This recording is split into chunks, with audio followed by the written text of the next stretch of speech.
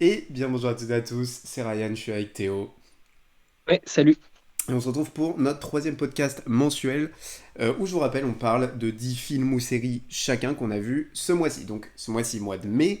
Alors vous le savez, on privilégie toujours les sorties du mois. Mais pour combler notre top, forcément on va parler de films plus anciens, voilà, qu'on a vu ce mois-ci par contre. Ça c'est toujours la règle. Ouais, ouais. Donc mai 2023, il n'y a pas eu tant de sorties. Non. Euh, mais quelques-unes quand même. Mais c'est vrai que moi, dans ma liste, j'ai quoique, ouais, j'ai trois. Ah si, ça va. La moitié, c'est des sorties ce mois-ci, toi un peu moins. Ouais, moi j'en ai deux, je crois. Deux ou Voilà. trois. Mais on est parti en tout cas pour ce mois de mai 2023. On va pas perdre plus de temps, on est parti. Avec ma 10e position, et qui est sortie cette année. Et ce mois-ci, du coup, puisque c'est le principe. Enfin, non, je sais même pas s'il est sorti ce mois-ci ou le mois dernier. En tout cas, Mhm. je crois pas qu'il soit sorti en France non plus. C'est un film grec avec Oh, William Dafoe. Voilà, d'accord. l'info est perturbante. Inside. Alors, c'est sorti ce mois-ci, réalisé par Vasilis Katsoupis. Euh, je suis désolé, Ok. ça me fait déjà rien. Euh, un nom de réalisateur grec me fait rire. J'en suis là. Donc, en gros, c'est l'histoire de Nemo. Attendez la suite, hein. Un braqueur qui se fait piéger dans un hôtel dans un immeuble, dans un appart d'un immeuble, pardon, hyper high-tech. Je vais y arriver. Et il va voilà, se faire coincer dedans, il va rester enfermé pendant plusieurs jours en attendant. Ce qui est génial, c'est que le film commence avec donc il se fait piéger et il y a un mec, tu sais, avec qui il communique parce qu'il fait pas le braquage tout Mhm. seul. Et Ok. en gros, il y a une erreur technique, donc il l'empêche de sortir de l'appart. Et t'as le mec, donc son partenaire, qui lui dit: Ouais, désolé, on peut pas te sauver là, allez, salut. L'intrigue, c'est ça. Donc, alors que le mec vient de braquer un tableau qui vaut des milliers d'euros. Bon, Ok. si tu veux. Et donc, le film, c'est littéralement 1h30, même 1h45 de William Dafoe qui est tout seul. Alors, au début, c'est un peu sympa. Et voilà. Mais au bout d'une heure et demie, ça commence à être lassant, quoi. Oh, même au bout de 30 minutes, hein. Franchement, non, c'est vraiment nul à chier. Non, c'est vraiment de la merde, quoi. C'est vraiment. Honnêtement, alors j'ai aussi vu 65 là, d'Adam Driver ce mois-ci. Je l'ai pas mis dans la liste parce que toi t'en avais Ah oui, parlé. très bien. Et parce qu'honnêtement, c'est le pire film que j'ai vu de l'année, 65. Vraiment, c'est mais une daube intersidérale. Mais s'il n'y avait pas 65, je pense que ce serait. Voilà, parce que c'est l'autre pire film que j'ai vu de l'année. Oui, Euh, ok. Même William Dafoe, on s'en carre le cul. Euh, Ok. il se passe rien. C'est William Dafoe qui essaye de survivre dans un appart hyper high-tech où c'est tout, il y a rien. Le film il mène à rien, la fin est nulle. On essaye de nous placer des intrigues, on s'en fout. Il y a une scène, un moment, mais qui est incompréhensible au possible.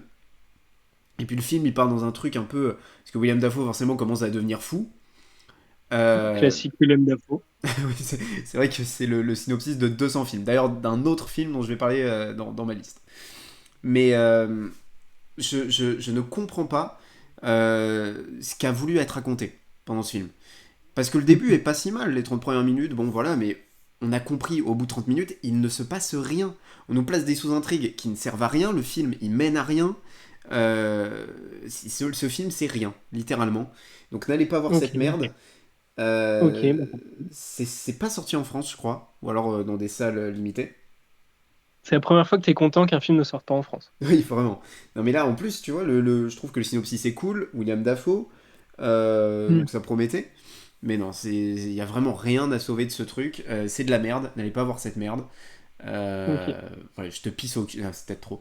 Euh, non, vraiment, c'est nul. Ça ne raconte rien. C'est voilà, une grosse déception parce que c'est une sortie que j'attendais, mine de rien. Et vraiment, Mhm. ne regardez pas ça. Voilà, ça Ok. commence bien. Ouais. Ça donne envie de le voir, en tout cas. Ta 10e position, quelle est-elle? Alors, moi, ça va pas être aussi méchant. Mais c'est un film qui passe le temps. Voilà, c'est sympa. Ça s'appelle L'Intervention, donc un film français qui est inspiré d'une histoire vraie, donc qui est réalisé par Fred Grivois, avec donc Alban Lenoir qui sort énormément de films sur Netflix, d'action en ce moment. Olga Kurilenko qui a joué dans un James Bond, je crois, et quelques autres films d'action classiques. Et après, le reste du casting, là, je suis en train de regarder, c'est pas extrêmement connu. Mais donc, c'est en fait le gros point fort du film. Enfin, je dis gros point fort comme si c'était un putain de film. Non, c'est juste sympa. Mais ce qui fait que le film est quand même cool, c'est que c'est une histoire vraie. Et du coup, tu regardes tout le film avec tous les événements où tu te dis, putain, ça s'est passé, c'est quand même fou.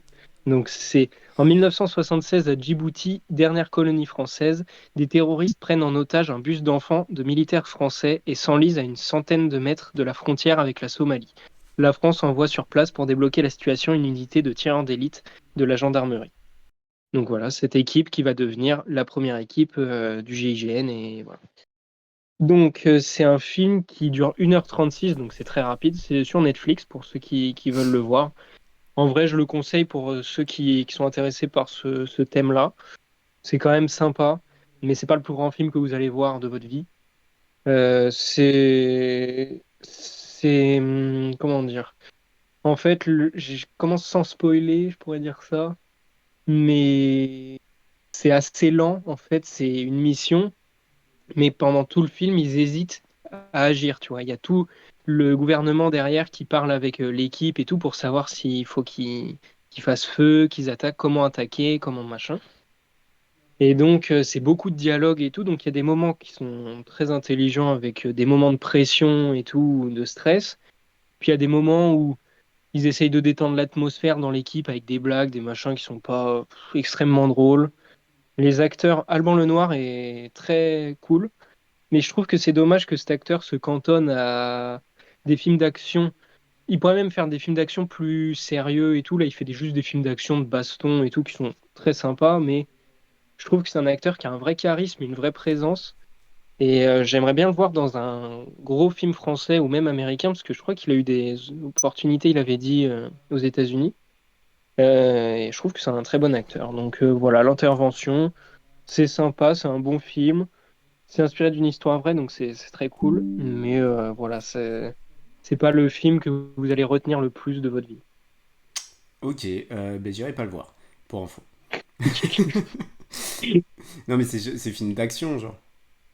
Plus. En vrai, il n'y a pas tant d'action que ça, mais c'est une intervention, quoi. Ok, d'où le nom. Voilà.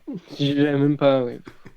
Ok, mais je connaissais même pas si. Moi, je connais rien d'Alban Lenoir. Vraiment, hormis Aka, là, que je n'ai pas vu, mais dont beaucoup ont parlé, je connais rien d'Alban Lenoir. Mais, Moi, je dis, bah, il a fait Balle perdue 1 et 2 là, sur Netflix. ok. Et après Aka, et il avait fait Les Crevettes Pailletées. Bon, ça, j'avoue, Ah j'ai oui, pas ok. vu. Bon. Mais voilà. Ma neuvième position. Alors, c'est un film dont tu m'as parlé pendant 2 ans environ. Un film Apple TV Plus avec Tom Holland au casting notamment. Cherry. Oh, tu l'as 9e, le bâtard. Cherry des frères Rousseau. Ils ont fait quel Marvel, les frères Rousseau? Avengers Endgame, Infinity Ok. War, Civil War. Donc c'est pas des peintres quoi. Voilà. Alors Cherry sur Apple TV+. Euh, alors c'est l'histoire d'un ancien médecin de l'armée qui a subi des troubles de stress post-traumatique et qui commence à cambrioler des banques à cause de dettes engendrées par sa dépendance à la drogue. Euh, alors c'est un film un peu particulier parce que déjà il est chapitré et je pense que c'est le plus gros défaut de ce film que j'ai bien aimé mais qui souffre, je pense, de ce côté chapitré, justement, et d'une trop longue durée. Le film dure 2h30. Il y a beaucoup d'éléments. Il y a notamment la relation avec donc, sa copine, avec qui il va notamment tomber dans la drogue, jouée par Chiara Bravo. Il y a Jack Raynor dans le film également, qui était aussi dans merde, Midsommar. Donc, Mhm. ouais, le casting est sympa. J'ai vu, putain. Alors, pour ceux qui me suivent de ma chaîne Catch, il y a un ancien catcheur, mec, qui joue dans le film. Ah ouais? J'étais trop choqué de le voir. Bon, il a un rôle hyper secondaire, mais voilà. Mhm. Euh, ah oui, il y a José Pablo Cantillo aussi, qui jouait dans Walking Dead, qui est un acteur que j'aime beaucoup, qui est très sous-coté, qui a toujours le même rôle, mais. Cherry, effectivement, alors je vais pas mentir, je l'ai vu peut-être au début du mois, j'en ai déjà très peu de souvenirs. Donc c'est déjà pour dire que le film m'a pas marqué. Euh, j'ai beaucoup aimé la performance de Tom Holland, cependant, je pense que c'est vraiment ce qu'il y a à retenir du film. Euh, Maintenant, ouais, j'ai été déçu parce que je trouve que le scénario, le synopsis pardon, était très fort. Mais en fait, j'ai l'impression de voir de voir une série, de voir plusieurs épisodes d'une série, et j'ai pas du tout eu Hmm. l'impression de voir un film. Et en fait, ce côté Ouais, chapitrage, ok, c'est cool, mais tu peux pas diviser non plus ton film. Tu peux le chapitrer, mais pas le diviser. Bon, on sait que le roi du chapitrage de film, c'est Quentin Tarantino, hmm. et lui le rend ses chapitrages hyper pertinents. Là, je trouve Ouais, parce que aussi que dans ces chapitrages, il y a des retours arrière, des machins qui lient un peu tout le film, alors que là, c'est vraiment ouais, c'est séquencé, quoi. c'est le chapitré pour le chapitré quoi. Et t'as l'impression de voir ouais plusieurs épisodes d'une série, même limite plusieurs courts métrages dans un même film. Euh, donc ouais, je vais vous dire, j'ai pas grand chose à dire sur le film parce qu'il m'a pas marqué. Je le trouve sympa, mais sans plus, voilà, si ce n'est pour la performance de Tom Holland. La relation avec sa copine, donc, qui s'appelle dans le film Emily, est plutôt cool. Il y a ce moment où les deux vont commencer à devenir ultra dépendants à la drogue, qui je trouve est amené de la pire des manières. Enfin, c'est juste la fin d'un chapitre, justement, et les deux qui se disent allez, viens, on se drogue, et puis tu les vois chapitre d'après, hyper dépendants à la drogue. Je trouve que ça arrive comme ça d'un coup, et c'est hyper abrupt alors que c'est le propos même du film. Je trouve que les flashbacks à l'armée sont vraiment pas intéressants, si ce n'est pour une scène lorsque Tom Holland va appeler cette Emily et que t'as tout le monde qui fait la queue derrière. Voilà, j'ai bien aimé cette scène là. Mais ouais, je trouve que les flashbacks sont pas très intéressants. Donc je trouve que c'est un bon film, mais qui est beaucoup trop long, qui est mal géré, et qui est frustrant aussi parce qu'il y a des plans de réalisation que je trouve magnifiques sur certains points. Il y a vraiment des moments magnifiques, très bien filmés, avec une superbe photographie, mais c'est quelques plans par-ci par-là dans le film qui, sur 2 heures et demie, a une réal hyper basique en fait. Et du coup, je Hmm. trouve ça hyper frustrant parce que t'as des plans magnifiques, et puis en fait, ben, la plupart du film reste voilà, sur une réal assez classique. Et ouais, je trouve que c'est un film qui manque limite de réalisme, comme je l'ai dit sur certains points. Et voilà, bon, après, si vous aimez Tom Holland, c'est un bon film. Mais ouais, très décevant. Surtout qu'il y avait un énorme budget. J'ai été choqué du budget du film. Je crois que c'était à Mais 40 millions. Ah, 40 millions, ça va. Je m'attendais à plus quand t'as dit ça. Ah ouais. En Moi, vrai, il y a des scènes de guerre et tout. ouais, mais je sais pas, mais à la sortie du film, j'aime bien aller voir le budget après avoir vu le film, tu vois. Et généralement, j'ai toujours un Hmm. bon ressenti. Là, je m'attendais à un budget de 10 millions, quoi, en sortant du film. Tu vois, j'ai Ouais. Bah vraiment après, pas tu vois, ressenti. Joker, c'est 50 millions de budget, je crois. Ouais, c'est ouf, Alors hein. qu'en vrai, il n'y a pas tant d'effets spéciaux et tout, tu vois. Ouais, mais t'as quand même t'as la scène de fin, t'as des scènes, tu vois. Là, je Oui, sais oui, pas. oui. Et puis t'as un gros cast, Joker, t'as De Niro, Joaquin Phoenix, déjà, faut Ouais. les payer, quoi. Là, bon, hormis Tom Oui. Holland, t'as pas un gros cast non plus. Donc, je sais pas. Ouais, petite déception en plus. Quand c'est Apple Télé, bon, généralement, voilà, ça me plaît Et beaucoup. c'est pas le premier film Apple Télé? Ah, c'est pas impossible. C'est pas impossible. 2021, donc, ah, quoique. Parce que je sais que la première série, je crois que c'est Si, la première série avec Jason Momoa, là. Mhm. Mais c'est, ah ouais, non, c'est pas impossible que ce soit de Cherry, ouais. Donc ouais, déçu du film, mais qui reste quand même sympa. En fait, tu vois, j'ai ce problème de dire c'est un film sympa qui se regarde parce qu'en fait il dure 2 heures et demie. Et un Oui, film sympa qui se regarde, bon, bah, c'est un film d'1 heure et demie, allez, 2 heures si tu veux, mais un film de 2 heures et demie, j'ai généralement des attentes un peu plus poussées oui. pour un film de 2 heures et demie, et donc c'est pour ça aussi que le film passe un peu moins pour moi. Mais tu vois, j'ai vraiment retenu très peu de choses en l'espace d'un mois sur un film de 2 heures et demie, tu vois. Donc bon, c'est pas du tout un film qui m'a marqué. Et donc tu m'as fait regarder Cherry, mais du coup, faut que tu regardes Causeway maintenant. Si vous voulez un film Apple Ouais. Télé qui parle du syndrome post-traumatique de la guerre, faut regarder Causeway, qui est sorti l'année dernière. Ne serait-ce que pour la performance de Brian Tyree Henry. Et qui dure en plus qu'1 heure et demie. Donc voilà, pour moi c'est un chef-d'œuvre absolu, Causeway. Donc voilà, Cherry, c'est regardable. Ouais, pareil aussi, je m'attendais à une photographie bien plus qualitative, tu vois, genre l'affiche du film, je sais pas si tu l'as en tête. Euh, Non. mais en gros, elle est un peu rouge, enfin, elle est rouge même. Ah oui, oui, oui, oui, oui, Bah, comme oui, une je me souviens. cerise, quoi. Ouais, Et je m'attendais à, tu sais, à une photographie vraiment élaborée, et finalement pas du tout. Donc ouais, ouais, j'ai non. vraiment été déçu du film. Bon, qui reste quand même sympa, mais le côté, bon, c'est un film qui se regarde alors qu'il dure 2h30. Hmm. Toi, tiens, Thierry, toi qui l'as vu, vas-y. Bah, moi, je l'ai vu il y a 1 an et demi, 2 ans. Donc, en fait, souvent, quand tu regardes un film, tu te souviens que des points positifs. Et du coup, moi, quand je te disais de le regarder, c'est parce que je me souvenais de la fin, enfin, de la. Allez, il dure 2h30, la demi-heure, trois quarts d'heure de fin que j'aime bien. Bah, tout ce qui est braquage et tout ça. J'aime beaucoup la scène finale, ouais, d'ailleurs. Ouais, la scène finale, moi, j'adore. La musique, elle est géniale. Et du coup, moi, je me souvenais de ça et je me disais, putain, c'était trop incroyable. Mais c'est vrai que quand je l'entends, c'est vrai que c'est pas faux. Surtout, en fait, moi, il y a tout le passage à l'armée. Moi, j'étais pas trop fan. Enfin, là, je suis en train de me Ouais, remémorer pareil. quelques trucs. Le passage à l'armée, je suis moins fan.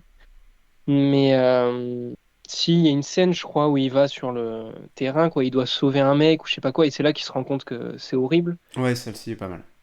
Et celle-là, j'avais bien aimé. Mais oui, c'est vrai que le chapitrage est trop découpé, sans forcément de lien Hmm. entre. Mais du coup, ouais, je me souvenais de la fin qui était très bien. Mais donc voilà, c'est tout. Ta neuvième position, quelle est-elle? Ma 9e position. Alors, j'ai dû réarranger mon classement parce que Ryan m'a volé un film. Donc, du coup, j'ai mis ce film-là, qui c'est donc Barry Seal, avec Tom Cruise, qui est sorti en 2017. Pareil, c'est encore une histoire vraie. Le problème de ce film, c'est que c'est du déjà vu, mais quand je dis du déjà vu, c'est le nombre de films que j'ai, je pense qu'il y en a au moins 4 ou 5 où c'est la même chose.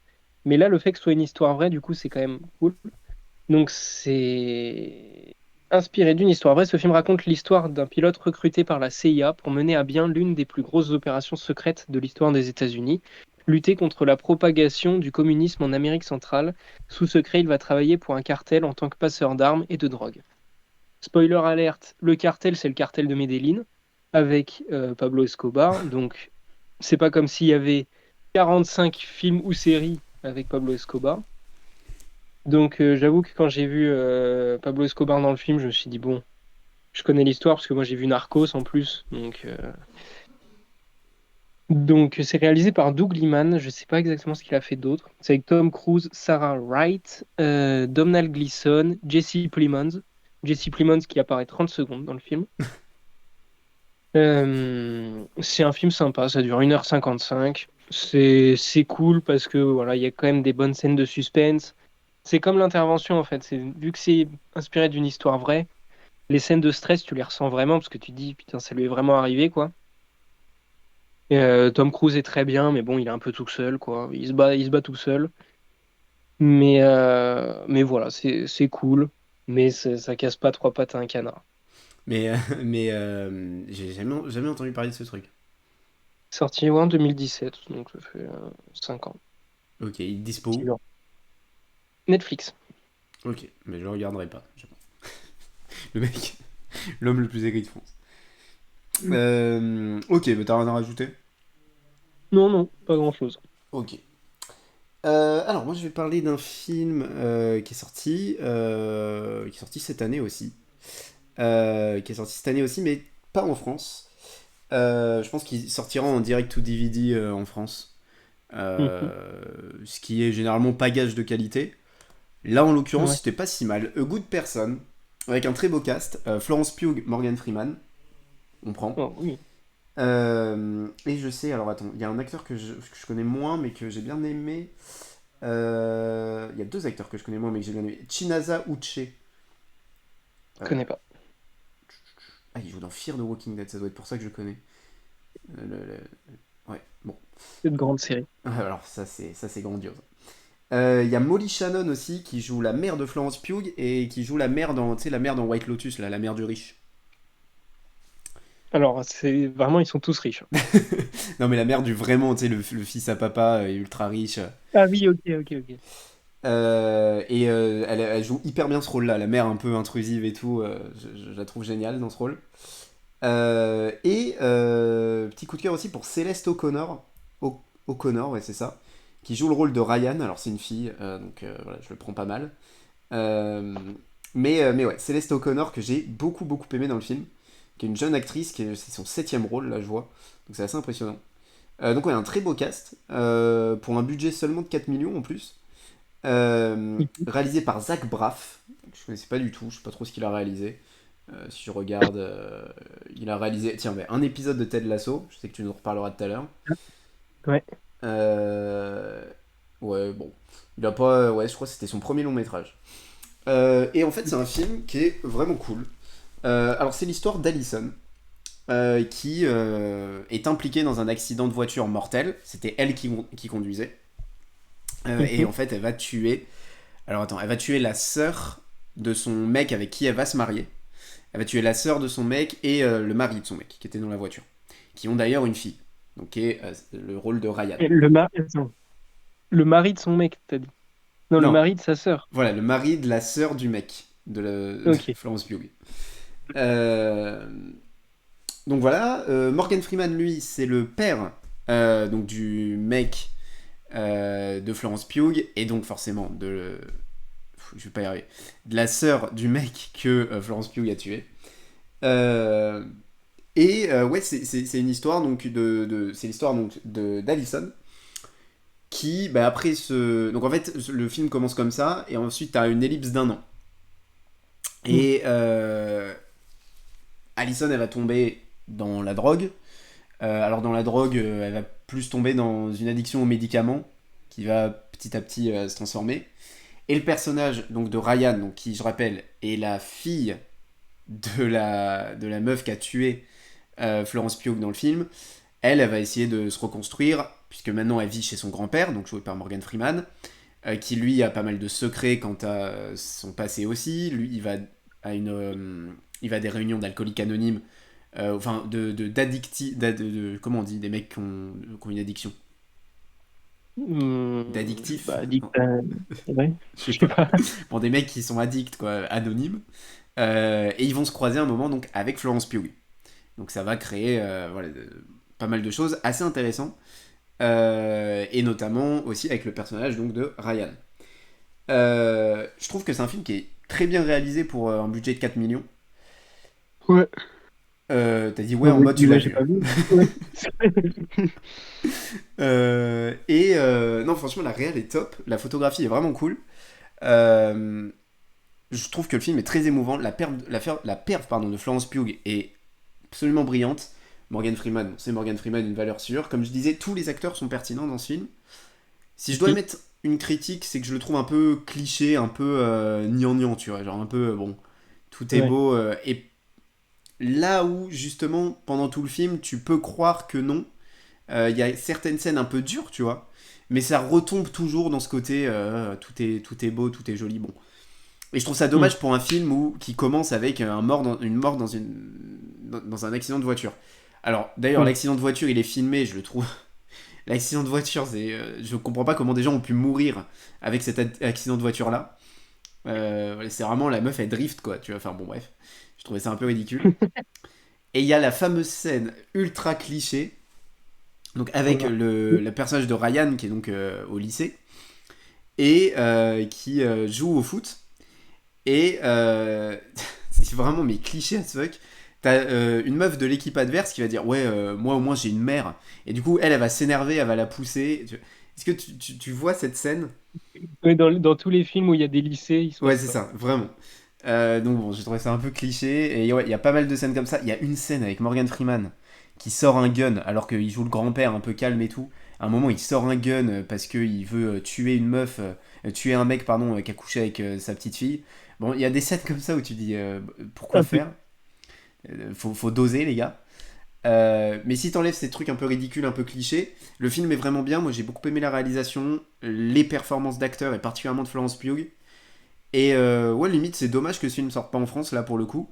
Parce que franchement, c'est vraiment bien. Pour un budget de 4 millions, c'est vraiment propre. Et le réalisateur, moi, j'ai hâte de voir ce qu'il va faire, Zach Braff. Alors, je vais quand même vérifier que ce soit son premier film, parce que je crois qu'il a réalisé que des épisodes de série. Non, il avait réalisé. Non, c'est pas du tout son premier film. C'est son Est-ce qu'ils quatrième. disent quel épisode de Ted Lasso il a réalisé ou... Ouais, je peux te dire ça, attends. Ted Lasso. Non, je peux pas te dire ça en fait. Non, je peux pas te dire. Ok, nickel. Trop galère. Ouais, non. Ah si, épisode biscuit. Épisode 2, je crois. De la première saison? Ouais, je crois que c'est ça. Épisode 2, première saison. Ok. Attends, je vérifie. Donc ouais, non, le réalisateur, moi j'ai hâte de voir ce qu'il va faire. Limite, je vais aller voir un peu ce qu'il a fait aussi avant. Ouais, c'est sa deuxième épisode de la première saison que j'ai vu. D'ailleurs, j'ai vu. Bon, on en reparlera tout à l'heure. Ouais. Donc voilà, A Ok. Good Person, qui ne sera pas disponible en France, je pense, à part en direct to DVD. C'est clairement le genre de film qui sort en direct to DVD. Mais non, c'était vraiment sympa. Voilà, je vous le recommande. Ok, ok. C'était cool. Ça dure combien de temps? Ça doit durer une heure et demie, 2 heures. Ouais, 2 heures, je crois. Donc voilà. Ok. Si vous aimez Florence Pugh, Morgan Freeman, allez-y. Tu Euh, conseilles. ouais, je te le conseille. Huitième position pour toi. Quelle est-elle? Alors, là, attention, c'est le moment où tout le monde va m'insulter. Pas tout le monde, les Enculé! deux personnes qui vont regarder le. Alors, Apocalypse Now, Ah oui, ok. coup de gueule. C'est c'est vraiment pas ouf. Oh non, il a dit les Mais termes. alors, bon, je refais le synopsis. Pendant la guerre du Vietnam, un agent de l'armée américaine s'aventure au Cambodge à la recherche d'un tyran dangereux, le colonel Kurtz, autrefois un soldat modèle qui s'est converti plus tard à la cause de l'ennemi. Alors, euh, il y a des trucs que j'ai oubliés parce que je me suis endormi pendant le film. Euh, Tout début d'ailleurs, je crois. Enfin, au tout début. Par où commencer? Parce que ça dure quand même 2 heures et demie. Euh, la répétitivité, je sais pas si ça se dit, du film. Il y a, je pense, donc sur les 2 heures et demie, il y a bien 3 quarts d'heure où ils enchaînent les mêmes scènes.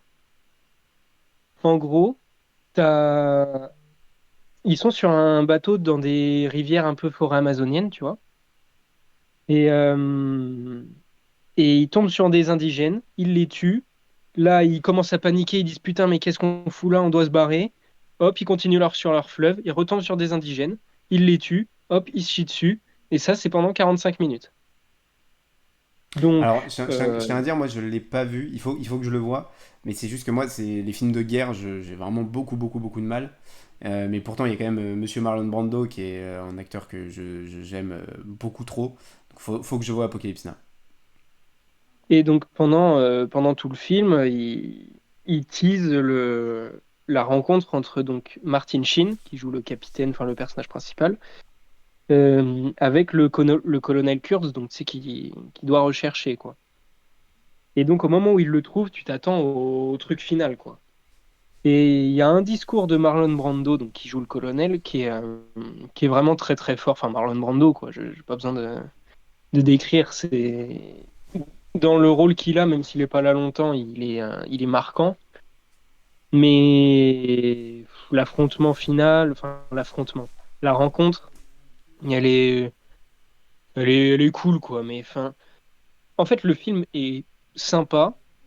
Mais venant d'un film où tout le monde dit que c'est l'un des plus grands films de guerre de l'histoire, réalisé par Francis Ford Coppola, avec Marlon Brando, ils ont eu je sais pas combien d'Oscars, de machin et tout. Bah, un film qui est passable, c'est pas normal, tu vois. Enfin, que je trouve passable. Après, les gens pensent ce qu'ils en veulent. Oscar de la meilleure photographie et du meilleur son. Alors, ok. Ah, le son, oui. Ça, par contre, le son, la musique et tout, ça, c'est vraiment, il mérite. Et Mais pareil, il y a nominé pour meilleur film, pour meilleur acteur dans un rôle secondaire pour Robert Daval, euh, qui joue. Attends, ouais, attends. je vais te dire, Robert Attends, Daval joue le lieutenant-colonel Bill. J'ai pas son nom entier. Bill quelque chose. Ah, si, ok. Bah, c'est lui, il a une scène, c'est n'importe quoi. J'ai détesté cette scène. Où en gros, c'est au début du film, hein, c'est pas du spoil.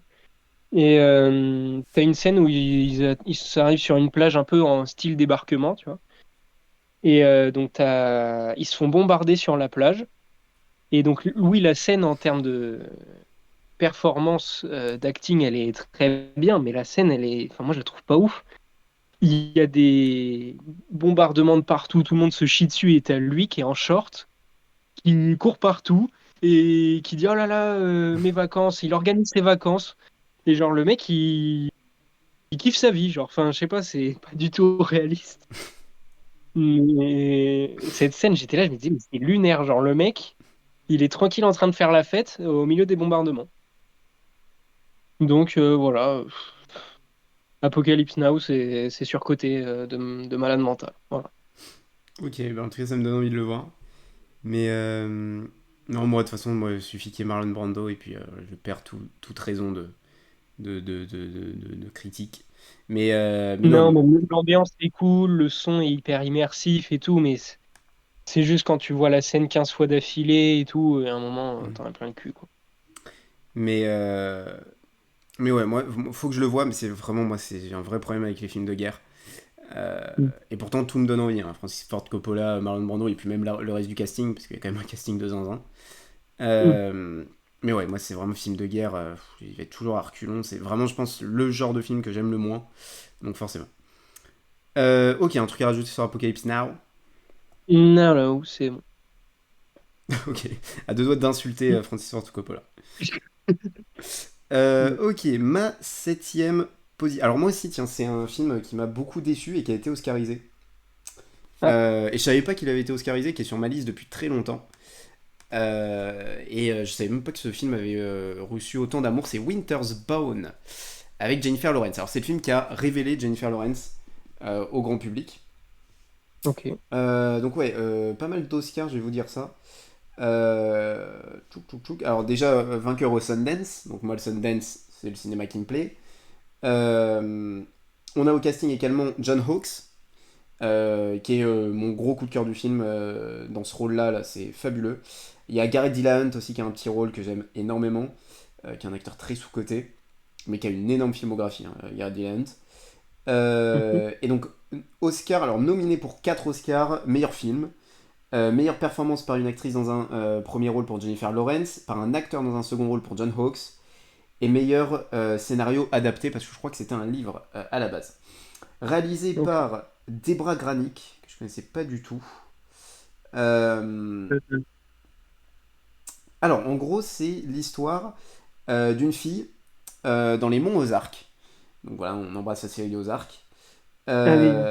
Donc moi déjà je savais que les décors ça allait me plaire. Parce que, voilà, c'est le. Voilà, quand on parle dans le fin fond des États-Unis, ça me fait kiffer. Et qui en gros s'occupe de son petit frère, de sa petite sœur, et qui part à la recherche de son père qui sort de prison. Parce Mhm. que en gros son père doit se présenter devant le tribunal, mais la police n'a pas de nouvelles. Et si son père ne se présente pas devant le tribunal, elle perdra la maison dans laquelle elle vit. Donc elle va partir à la recherche de son père et elle va aller notamment chez son oncle pour avoir un petit peu de plus d'informations. Et donc son oncle est joué par John Hawkes, qui est aussi un ancien taulas. Euh, donc ouais, quand je vois tout ça, moi c'est typiquement ce qui me plaît. Alors le film est bon, mais là pour le coup le gros bémol c'est qu'il ne dure que 1 heure et demie.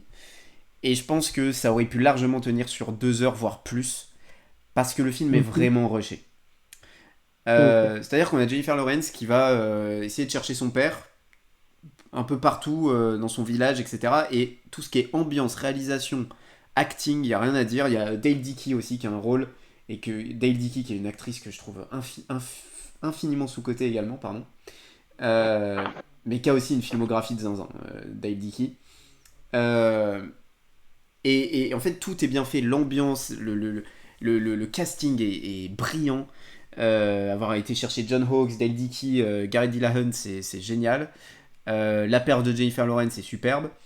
Donc ouais, c'est un film que j'ai beaucoup aimé, mais j'ai vraiment été frustré parce que ça aurait pu être tellement, tellement mieux si on aurait un peu plus développé ça. Et puis, c'est vrai que c'est parfois un peu répétitif, c'est-à-dire que t'as Jennifer Lawrence qui arrive chez un tel, qui lui dit ah faut que t'ailles là. Ensuite, elle arrive chez un tel, qui lui dit ah faut que t'ailles là. Donc ouais, c'est un peu tout le temps ça, c'est un peu répétitif. La relation aussi John Hawkes, Jennifer Lawrence, on essaye de nous toucher avec cette relation-là. Mais je trouve que ça marche pas tant que ça. Parce qu'elle n'est pas assez développée. Au début du film, Mm. on sent qu'ils se connaissent pas trop, qu'ils se sont pas vus depuis des années. Et puis à la fin, on essaye de rendre cette relation-là touchante.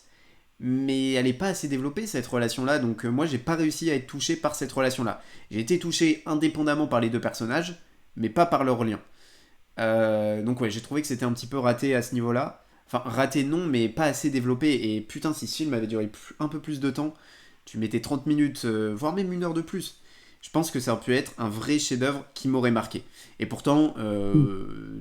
Théo, tu le sais, et puis les deux personnes qui nous écoutent le savent, s'ils commencent à nous écouter depuis pas mal d'épisodes, c'est typiquement le genre de cinéma que j'aime.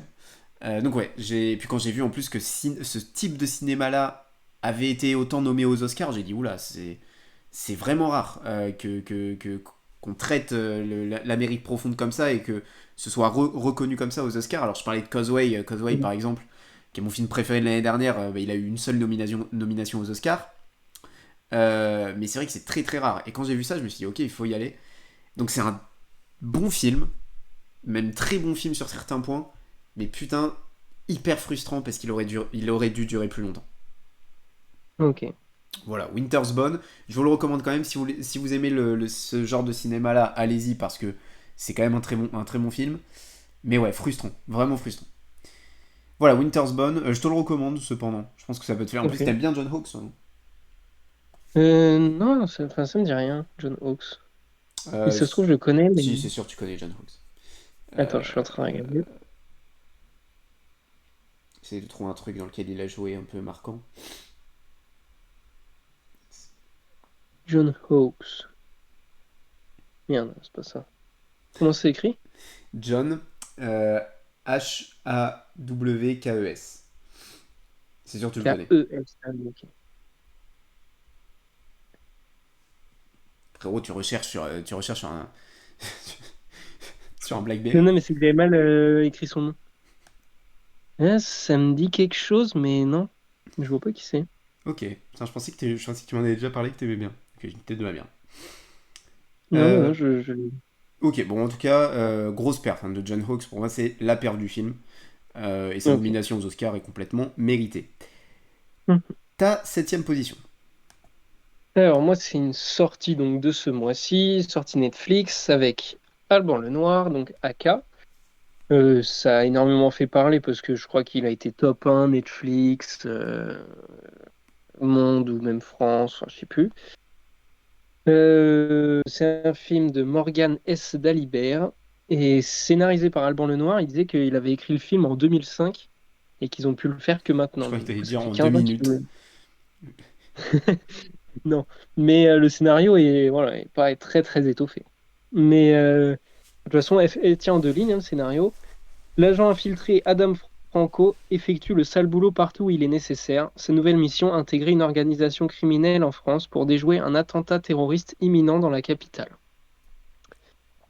Euh, Il y a Eric Cantona dedans. Donc voilà, il a fait une série, je crois, qui était passée sur Canal, qui avait eu énormément de bonnes critiques et tout. Et il commence un peu sa carrière d'acteur, bon, par-ci, par-là. Est-ce que du coup, il y a le mec de l'imposteur de Squeezie, là, avec Pierre Ninet et Civil? Non, c'est dans Balle perdue, ça. Non, il est dans AK aussi. Il dit dans la vidéo qu'il est dans AK. Ah oui, le mec qui dit les coussins, là. Non, non, bah, je pense qu'il fait juste les coordinations cascades, Oui. ou... mais il est pas dedans, quoi. Mais euh, les oreillers pour dormir. Et quel roi ça. Euh, Pardon. Mais donc, oui, Cantona est vraiment crédible et pas mal. Bon, c'est du Cantona, quoi. Charismatique et tout, mais il a pas un volume d'acteur énorme. Alban Lenoir, toujours très crédible et tout. Comme j'ai dit tout à l'heure, hein, je redis la même chose, mais voilà, c'est un bon acteur. Il y a des scènes qui sont techniquement super bien faites. Il y a un plan séquence vraiment incroyable. Dans un escalier et tout, puis après dans des appartements, machin. Enfin, c'est vraiment super bien foutu. Surtout pour une production française et tout. Bon, c'est quand même Netflix, donc il y a de l'argent, mais C'est pas les trucs français, c'est pas là où il y a le plus d'argent d'habitude, et là c'est quand même pas mal. Bon, malheureusement, il y a Natou dans le film, mais Il y a Natou. ouais, bon, elle a un tout petit rôle, mais juste le fait qu'il y ait Natou, on souffle. C'est sympa, sans plus. Enfin, ça passe en plus. En fait, il y a des scènes qui sont vraiment très très cool, et après le reste, c'est banal. Du coup, ça fait que c'est quand même pas mal, ça se regarde, c'est divertissant. Voilà. Ok, bah ça c'est full action par contre, je pense. Ouais, enfin pas full action, mais oui, c'est toujours tourné autour de ça. Ok. Bon, moi il me donnait pas du tout envie, et puis comme j'ai dit, Allemand le Nord, je connais pas. Donc ouais, non, Ouais, mais ouais, j'ai vu que ouais, ça avait très bien marché par contre. Ok. ouais. Je trouve rien à rajouter. Non, non, c'est tout. Ma sixième position, c'est un film de Robert Eggers qui date de 2019.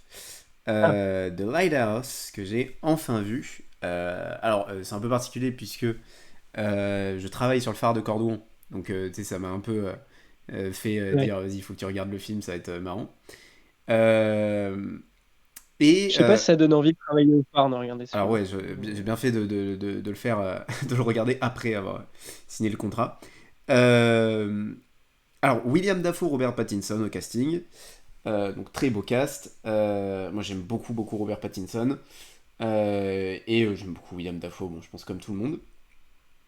Hormis quand il joue dans Inside, hein. Vraiment, je le répète, n'allez pas voir cette merde. C'est un film que je voulais voir depuis pas mal de temps et que j'ai beaucoup aimé. Donc en gros, c'est juste l'histoire de deux gardiens de phare. On est au début du XXe siècle.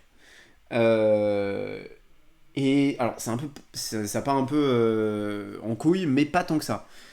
Ça part dans un truc un peu de folie, mais le film reste complètement compréhensible et vraiment pertinent. Il y a plusieurs degrés de lecture que je vais évidemment pas spoiler. Et puis en plus, chacun va avoir sa lecture du film un peu personnelle sur la fin. Mais c'est un film que je trouve Ça ressemble vraiment un peu à Shining ou... non dans non parce que je trouve que Shining est quand même assez clair dans le propos global, même si effectivement il y a des lignes que chacun peut lire différemment. Lighthouse, il y a vraiment quand même, ça part un peu dans le chelou, mais tu te perds pas non plus. Alors, Hmm. je me suis endormi pendant le film, donc je l'ai revu, mais c'est juste que j'étais crevé, hein, rien à voir avec le film. Euh, donc je l'ai vu en deux parties, quoi. Euh, mais ouais, c'est un film que j'ai beaucoup aimé. Alors, le gros atout du film, je dirais que c'est sa cinématographie, enfin sa photographie. D'ailleurs, nommé aux Oscars pour ça, hein. Ouais. Ils ont pas Euh, gagné? non, il l'a pas eu. Ils ne l'ont pas eu.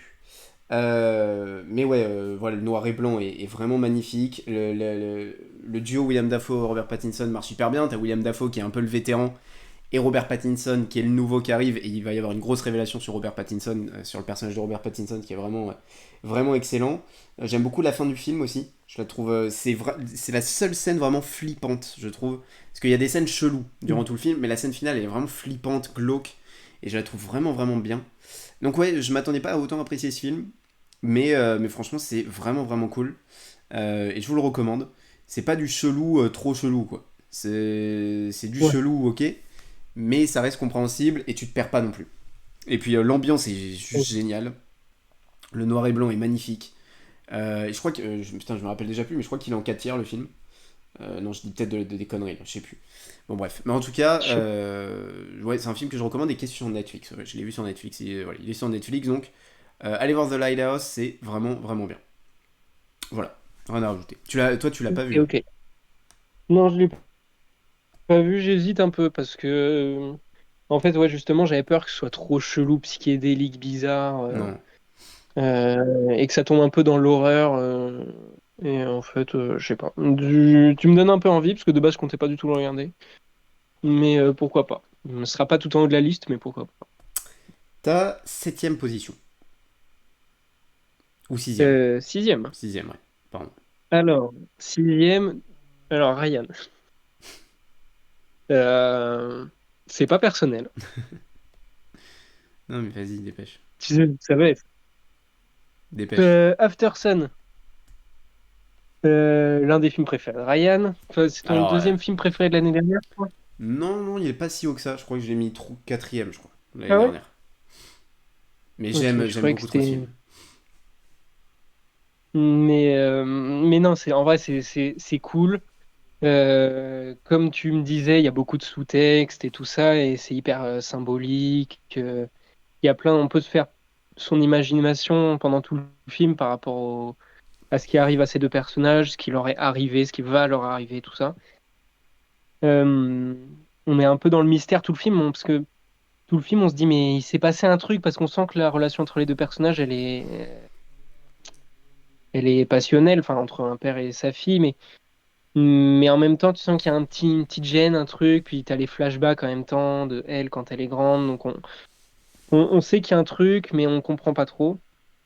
Et après, donc, tout se délie à la fin et on comprend tout, même si ça reste sur une fin ouverte, même si, bon, c'est quand même très orienté. Mais la scène de fin de danse, parce que oui, je spoil, on en a branlé. La scène de danse de fin, elle est géniale, avec la musique et tout, c'est incroyable. C'est vraiment là, on ressent les émotions. C'est la première fois dans le film, alors c'est dommage que ce soit à la fin, mais où vraiment tu t'es dit, putain, là, c'est les émotions.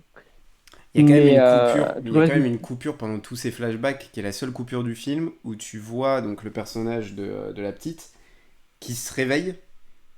Et c'est là que je sais pas si ça t'a fait pareil, mais à ce moment-là, j'ai pas compris. J'ai un peu le délire, tu vois. Et en fait, tu comprends à la fin. Je sais pas si tu vois cette scène, elle dure vraiment quelques secondes, mais elle est en plein milieu du film. Et tu le vois, une fille un peu plus âgée, tu comprends que c'est elle plus tard, qui se Ah oui, ok, réveille ok. Ouais, et qui est un peu, ouais, qui a l'air d'être triste, quoi, dans sa vie. Enfin, ouais, ouais, c'est. J'ai trouvé ça brillant. ouais, ouais. Non, non, c'est quand même cool, hein. Sixième position, c'est quand même pas mal. Mais moi, je l'ai mis en 6. Euh, J'ai dit quatrième, mais je l'ai mis sixième l'année dernière. En même temps, l'année dernière, l'année de Zinzin, quoi, si on me demande. oui, c'est vrai que l'année dernière, hein, c'était pas mal. Mais cette année, bon, c'est cool aussi. Mais là, je suis en train de regarder, c'est réalisé par Charlotte Wells. Premier film, Bah, mec. lui, il a été nommé. Premier long métrage de Charlotte Wells. Non, mais est-ce qu'on se rend compte du Lui, premier il long a été nommé. métrage? Il a été nominé pour meilleur acteur euh, aux Oscars. Il a dû être nominé pour plein d'autres trucs, je pense. Ouais, il a dû avoir enfin, Je il a dû être là pour les Golden Globes et tout. Ouais. La fille Frankie Corio, qui joue donc Sophie, je sais pas si elle était nominée à plein de trucs, Alors, mais elle je a la trouve été. très bien. Ouais, non, mais mec, c'est son deuxième. Non, premier long métrage à cette petite. Premier long métrage.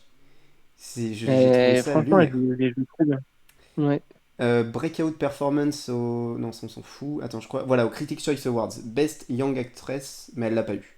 C'est Gabrielle Labelle Ah, des Fablemans qui l'a eu. C'est mérité. ah oui, ok. Oui, oui, non, elle joue très très bien, vraiment. Ah, et Et surtout pour un lui, premier évidemment, film. très très bien. Et puis là, il est hyper bankable et tout, donc il va jouer dans plein de trucs. Donc on va voir ce que ça donne, ce que ça va donner. Je crois que c'est vraiment la performance qui a fait exploser Paul Mescal. En tout cas, moi, c'est comme ça que je l'ai connu.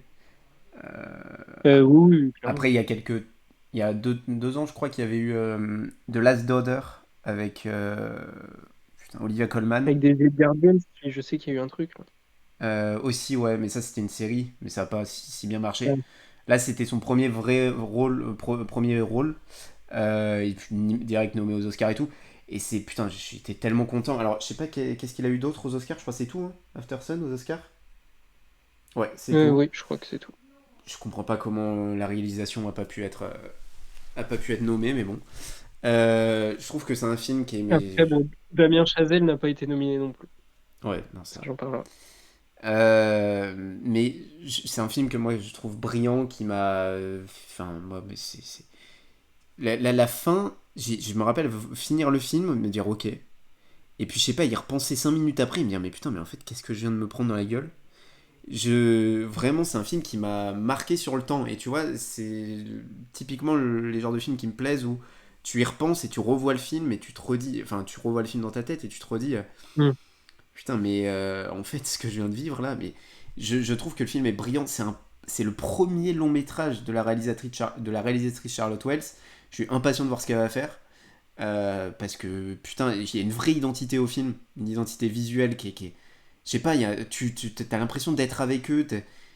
La vibe de ce film, elle est tellement unique. Mm. Les Ouais, performances, donc. l'ambiance, elle est particulière, mais Ah elle est ouais. cool. Non, je sais pas, la réalisation, je la trouve fabuleuse.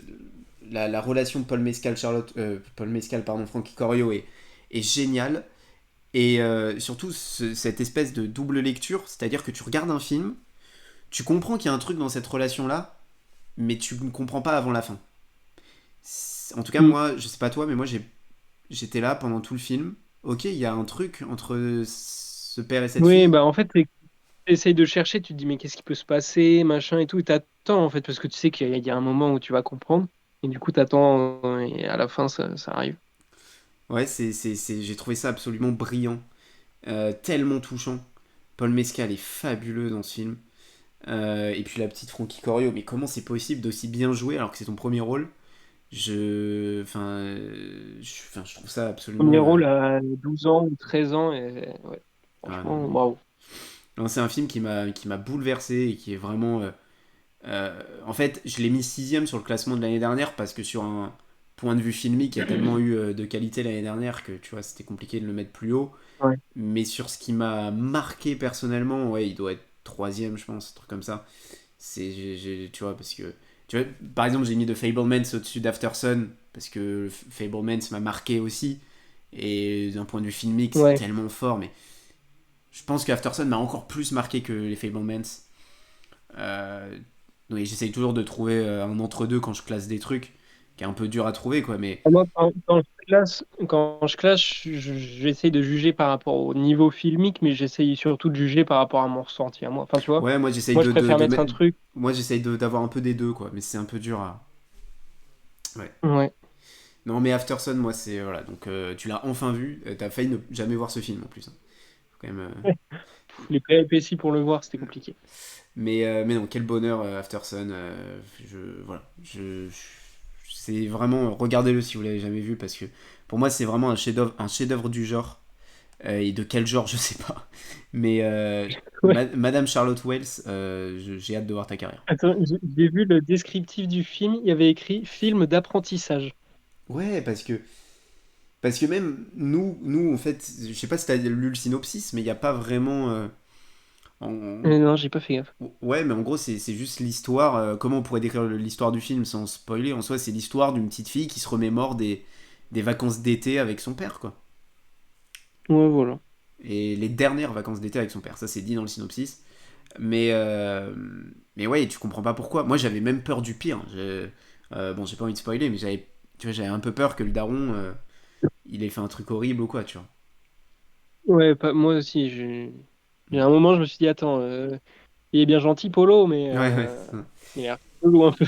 Et réussir à tenir Et, ce suspense-là, et à tenir en haleine le spectateur pendant une putain d'heure et demie jusqu'à la scène finale, où tu n'as encore aucune idée de ce qui s'est passé, c'est juste brillant. Hmm. C'est juste trop fort. Voilà, donc Aftersun, allez voir ce truc, parce que c'est fabuleux. Ok. Alors moi, on en est à la cinquième, c'est ça, cinquième place. Ouais. Merde, j'ai pris mon classement annuel du coup. Pas ça du tout. Cinquième position, c'est un film français pour moi, dont je t'ai parlé vite fait d'ailleurs. Chien de la casse. Alors je parle du Ah film. oui. Rien de personnel. Chien de la casse, film français réalisé par Jean-Baptiste Durand, je crois. Premier long métrage aussi pour lui, je crois. Euh, Alors, qu'est-ce qui m'a attiré sur ce film?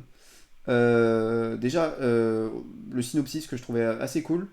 On est dans un petit village du sud de la France, avec deux personnages, donc interprétés par Anthony Bajon, et l'autre raison pour laquelle j'ai vu ce film, Raphaël Quenard, donc, qui joue voilà, des meilleurs amis d'enfance, mais ayant une amitié conflictuelle. Et le duo va être bouleversé par l'arrivée d'Elsa, interprétée par la très bonne Galatea Bellucci, euh, une jeune femme dont Dog, donc le personnage d'Anthony Bajon, va tomber amoureux.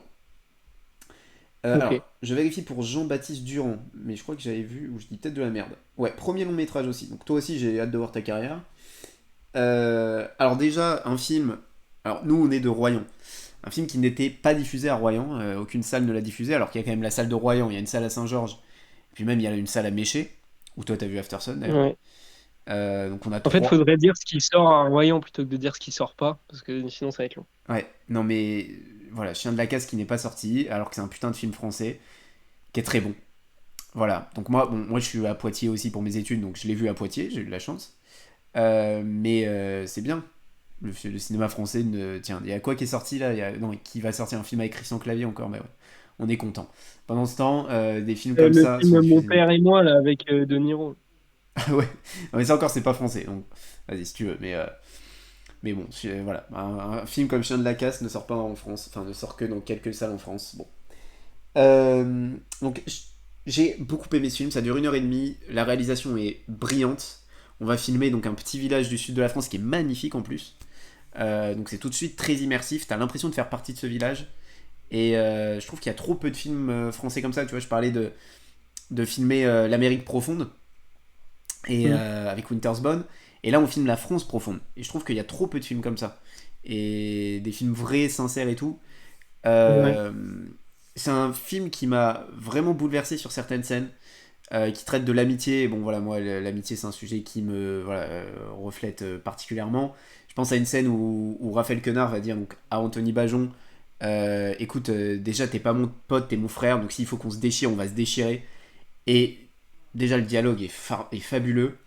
Et donc, on a Raphaël Quenard, en fait, qui est un peu la grande gueule. C'est le dealer du village, c'est la grande gueule, c'est le mec, tu vois, qui fait un peu peur à tout le monde, mais à la fois que tout le monde aime Mm. bien. Et puis, t'as Anthony Bajon, qui lui joue le rôle de Dog, qui parle quasiment jamais. Et qui est hyper timide. Et du coup, t'as, tu vois, le feu et l'eau, quoi, qui se rencontrent. Et, Mm. euh, et les deux acteurs sont fabuleux, mais Raphaël Quenard, mais. Alors, il est dans Je verrai toujours vos visages, dont on a parlé le mois dernier, où il a une Mm. scène de 3 minutes. Oui, il parle quasiment pas. Ouais, avec Adèle Exarchopoulos, où il a un rôle extrêmement dur. Et mon dieu, mais la puissance de cette scène, le regard de Ouais. Raphaël Quenard. Et sa dernière phrase, elle est. Ah non, mais. Et il joue aussi dans Family Business. Ou dans Family Business, donc Ah oui. il joue un mec complètement taré. Il joue le méchant complètement taré avec un accent du Nord, parce qu'il est du Nord. Alors là, son accent se ressent moins dans ce film. Mais dans Family Business. Mais putain, mais ce personnage dans Family Business, je pense que c'est l'un de mes personnages préférés de humoristique ever, parce qu'il est complètement taré. Et Raphaël Quenard le joue tellement bien, le duo avec Jonathan Cohen. C'est un bonheur. Ce mec sait tout jouer, quoi. Mais putain. Et s'il est pas, bon, il le sera pas, mais s'il a pas une nomination au César pour ça, et si il y a d'ailleurs une Il a quel âge? T'as dit quoi, excuse? Il a quel âge? Je ne sais pas du tout. Raphaël Quenard, ouais, non, j'ai peu d'infos là. Je vais essayer de trouver ça. Mais mais ouais, il y a aussi une catégorie au César que j'aime beaucoup, qui est premier film pour un réalisateur. J'aime Ah beaucoup oui. cette catégorie-là qui n'existe pas aux Oscars. Il a 32 ans, Raphaël Quenard. Et donc j'espère que le réalisateur. Alors je sais pas s'il considère. Ouais, je pense quand même. Parce que c'est premier film, donc j'imagine que c'est premier long métrage. Parce que là c'est le premier long métrage du réalisateur en l'occurrence. Je sais pas si ce film va avoir de l'amour au César, mais j'espère sincèrement. Parce que sans déconner, c'est vraiment trop bien. C'est un film qui est hyper touchant, hyper Mm. sincère. Et d'ailleurs, il y a beaucoup de scènes qui ont été improvisées. Euh, Ok. les deux acteurs se connaissent très bien. Beaucoup de scènes ont été improvisées, donc ça rend le truc génial. Il y a aussi la relation entre Raphaël Quenard et son chien. Et tu peux du coup créer un espèce d'effet miroir. Raphaël Quenard, son chien, et Raphaël Quenard, son meilleur ami, qui s'appelle Dog. Voilà. Ouais. Donc il y a un espèce d'effet miroir qui peut se créer. Et c'est fou comment Raphaël Quenard prend le spotlight du film. C'est ahurissant le niveau d'acting de ce mec. C'est. Enfin bref, il m'a vraiment mis une claque là pour le coup. Et pour la première fois sur un long métrage où il est l'acteur principal, donc c'est vraiment plaisant. La fin du film Mm. est juste géniale. Je crois que je t'en avais parlé. Euh, bon, tant pis, je vais spoiler, mais. Enfin, c'est pas un gros spoil, mais. Parce qu'en soi, c'est pas l'intérêt du film. Mais le personnage d'Anthony Bajon, pendant le film, on comprend qu'il veut aller à l'armée. Et Raphaël Quenard, il est contre. Il dit qu'est-ce que tu vas foutre à l'armée. Il est très dur avec le personnage d'Anthony Bajon parce que il est sans arrêt en train de le rabaisser tout le temps. Et du coup, ce qui est très étonnant avec ce film, c'est qu'on ne comprend pas pourquoi ils sont amis. Tu vois, il y a aucune complicité et c'est ça que je trouve très fort. Ah oui, ok. Il y a de l'amour dans leur relation, mais il y a rien d'autre. On ressent rien d'autre. On ressent aucune complicité. On comprend pas pourquoi ils sont potes en fait. Si ce n'est, on n'est pas Mhm. depuis tout petit, ok, mais ils ne partagent rien. Ils sont. Et puis Raphaël Quenard rabaisse constamment Anthony Bajon, constamment, Mhm. et c'est vraiment hyper bien fait. Et il y a ce moment où Anthony Bajon va enfin prendre son indépendance et donc partir à l'armée. Et cette scène, elle est marquée par un appel donc avec Raphaël Quenard et Raphaël Quenard qui va lire un livre. Et c'est fait tellement subtilement que je trouve ça tellement cool. Il lit un livre et moi je vois juste à peine, parce que c'est dans le flou, je vois à peine Jared. Je me dis, ok, Jared, alors c'est. Pour ceux qui ne connaissent pas ce film, c'est un film avec Jake Gyllenhaal sur Mhm. l'armée qui traite alors, le nom du film et du livre, c'est Jared, la fin de l'innocence, je crois. Euh, et moi, je savais pas que c'était un livre, et donc je suis allé voir après le film, et effectivement, c'est adapté d'un livre. Je savais pas du tout. Donc j'ai trouvé le clin d'œil juste génial, parce que Jared, la fin de l'innocence, ben, c'est Ouais. clairement ce qui est raconté dans ce film. Et puis voilà, il y a plein d'autres éléments. C'est un film que je trouve brillant dans l'écriture. La réalisation est vraiment propre, les décors sont magnifiques. Putain de cinéma français, voilà quoi. Voilà ce qu'on veut voir. Et puis, putain, si seulement les salles diffusaient plus ce genre de film. Voilà, c'est un film absolument brillant, j'ai adoré. Je trouvais ça génial. C'est un film qui m'a vraiment marqué. Et puis pareil, Mais ça tu, donne envie, hein. bah en vrai, je te le recommande vraiment. Je suis sûr que ça te plairait. Mais c'est pareil, ce genre de film, plus t'y penses, plus tu l'aimes. Tu vois, donc ouais. Mhm. Ouais. Chien de la casse, voilà. Le cinéma français est qualitatif. Ta cinquième position. Cinquième, c'est ça? Putain, je suis plus le classement. Ouais, c'est ça, cinquième. Cinquième. Ouais. Alors, cinquième position, euh, La Chasse ou The Hunt en anglais. C'est un film danois, mais je suis pas sûr, donc j'ai pas envie de dire de la Je merde. Je crois crois que que c'est c'est ça. danois, mais je suis pas sûr. De toute façon, Mads Mikkelsen Donc, et Thomas Winterberg, généralement, c'est bien. voilà, qui est donc un superbe duo. Euh, Ils ont même été nominés, et ça se trouve, ils ont gagné l'Oscar du meilleur film international en 2012, donc pas mal. Mads Mikkelsen, où commencer? Je sais pas si cette année-là, il était nominé pour meilleur acteur aux Oscars, mais sa performance dans le film, elle est mais incroyable. Je pense qu'il est dans toutes les minutes du film. Le film dure 1h55. Je pense que c'est 1h55 de Mads Mikkelsen. C'est l'un des meilleurs acteurs de sa génération. Enfin, je le trouve vraiment sous-coté, même s'il joue quand même dans des gros films et tout. Mais à chaque fois qu'on parle de qui c'est le meilleur acteur, personne ne parle de Mads Mikkelsen. Alors, c'est peut-être pas le meilleur acteur, mais il est top 10, je pense, monde. Enfin, c'est incroyable, ce mec. Et donc, à 40 ans, Lucas est un éducateur sans histoire dans une école maternelle. Homme solitaire et discret, il est apprécié de tous et tente de se remettre d'un divorce douloureux. Mais l'avenir semble prometteur. Une nouvelle relation amoureuse se profile et ses rapports avec son fils adolescent se bonifient. Un jour, pourtant, sa vie bascule. Lucas est accusé à tort de pédophilie sur une fillette. J'avais lu le synopsis, mais je crois que je m'en souvenais plus quand j'ai vu le film.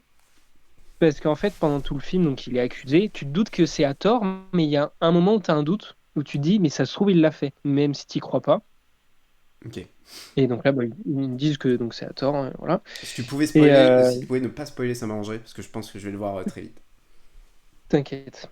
Euh, Bah, en vrai, il n'y a même pas besoin d'en parler beaucoup. Juste, c'est un film absolument incroyable, avec une performance d'acteur absolument incroyable de Mads Mikkelsen. Il est tellement profond, tellement puissant. Tu ressens sa souffrance, mais limite, t'as les larmes aux yeux de souffrance pour lui. Parce que pendant tout le film, tu te dis, mais putain, mais le pauvre, quoi, c'est horrible, en fait. C'est là que tu vois aussi une accusation à tort, ce que ça peut faire dans la vie de quelqu'un.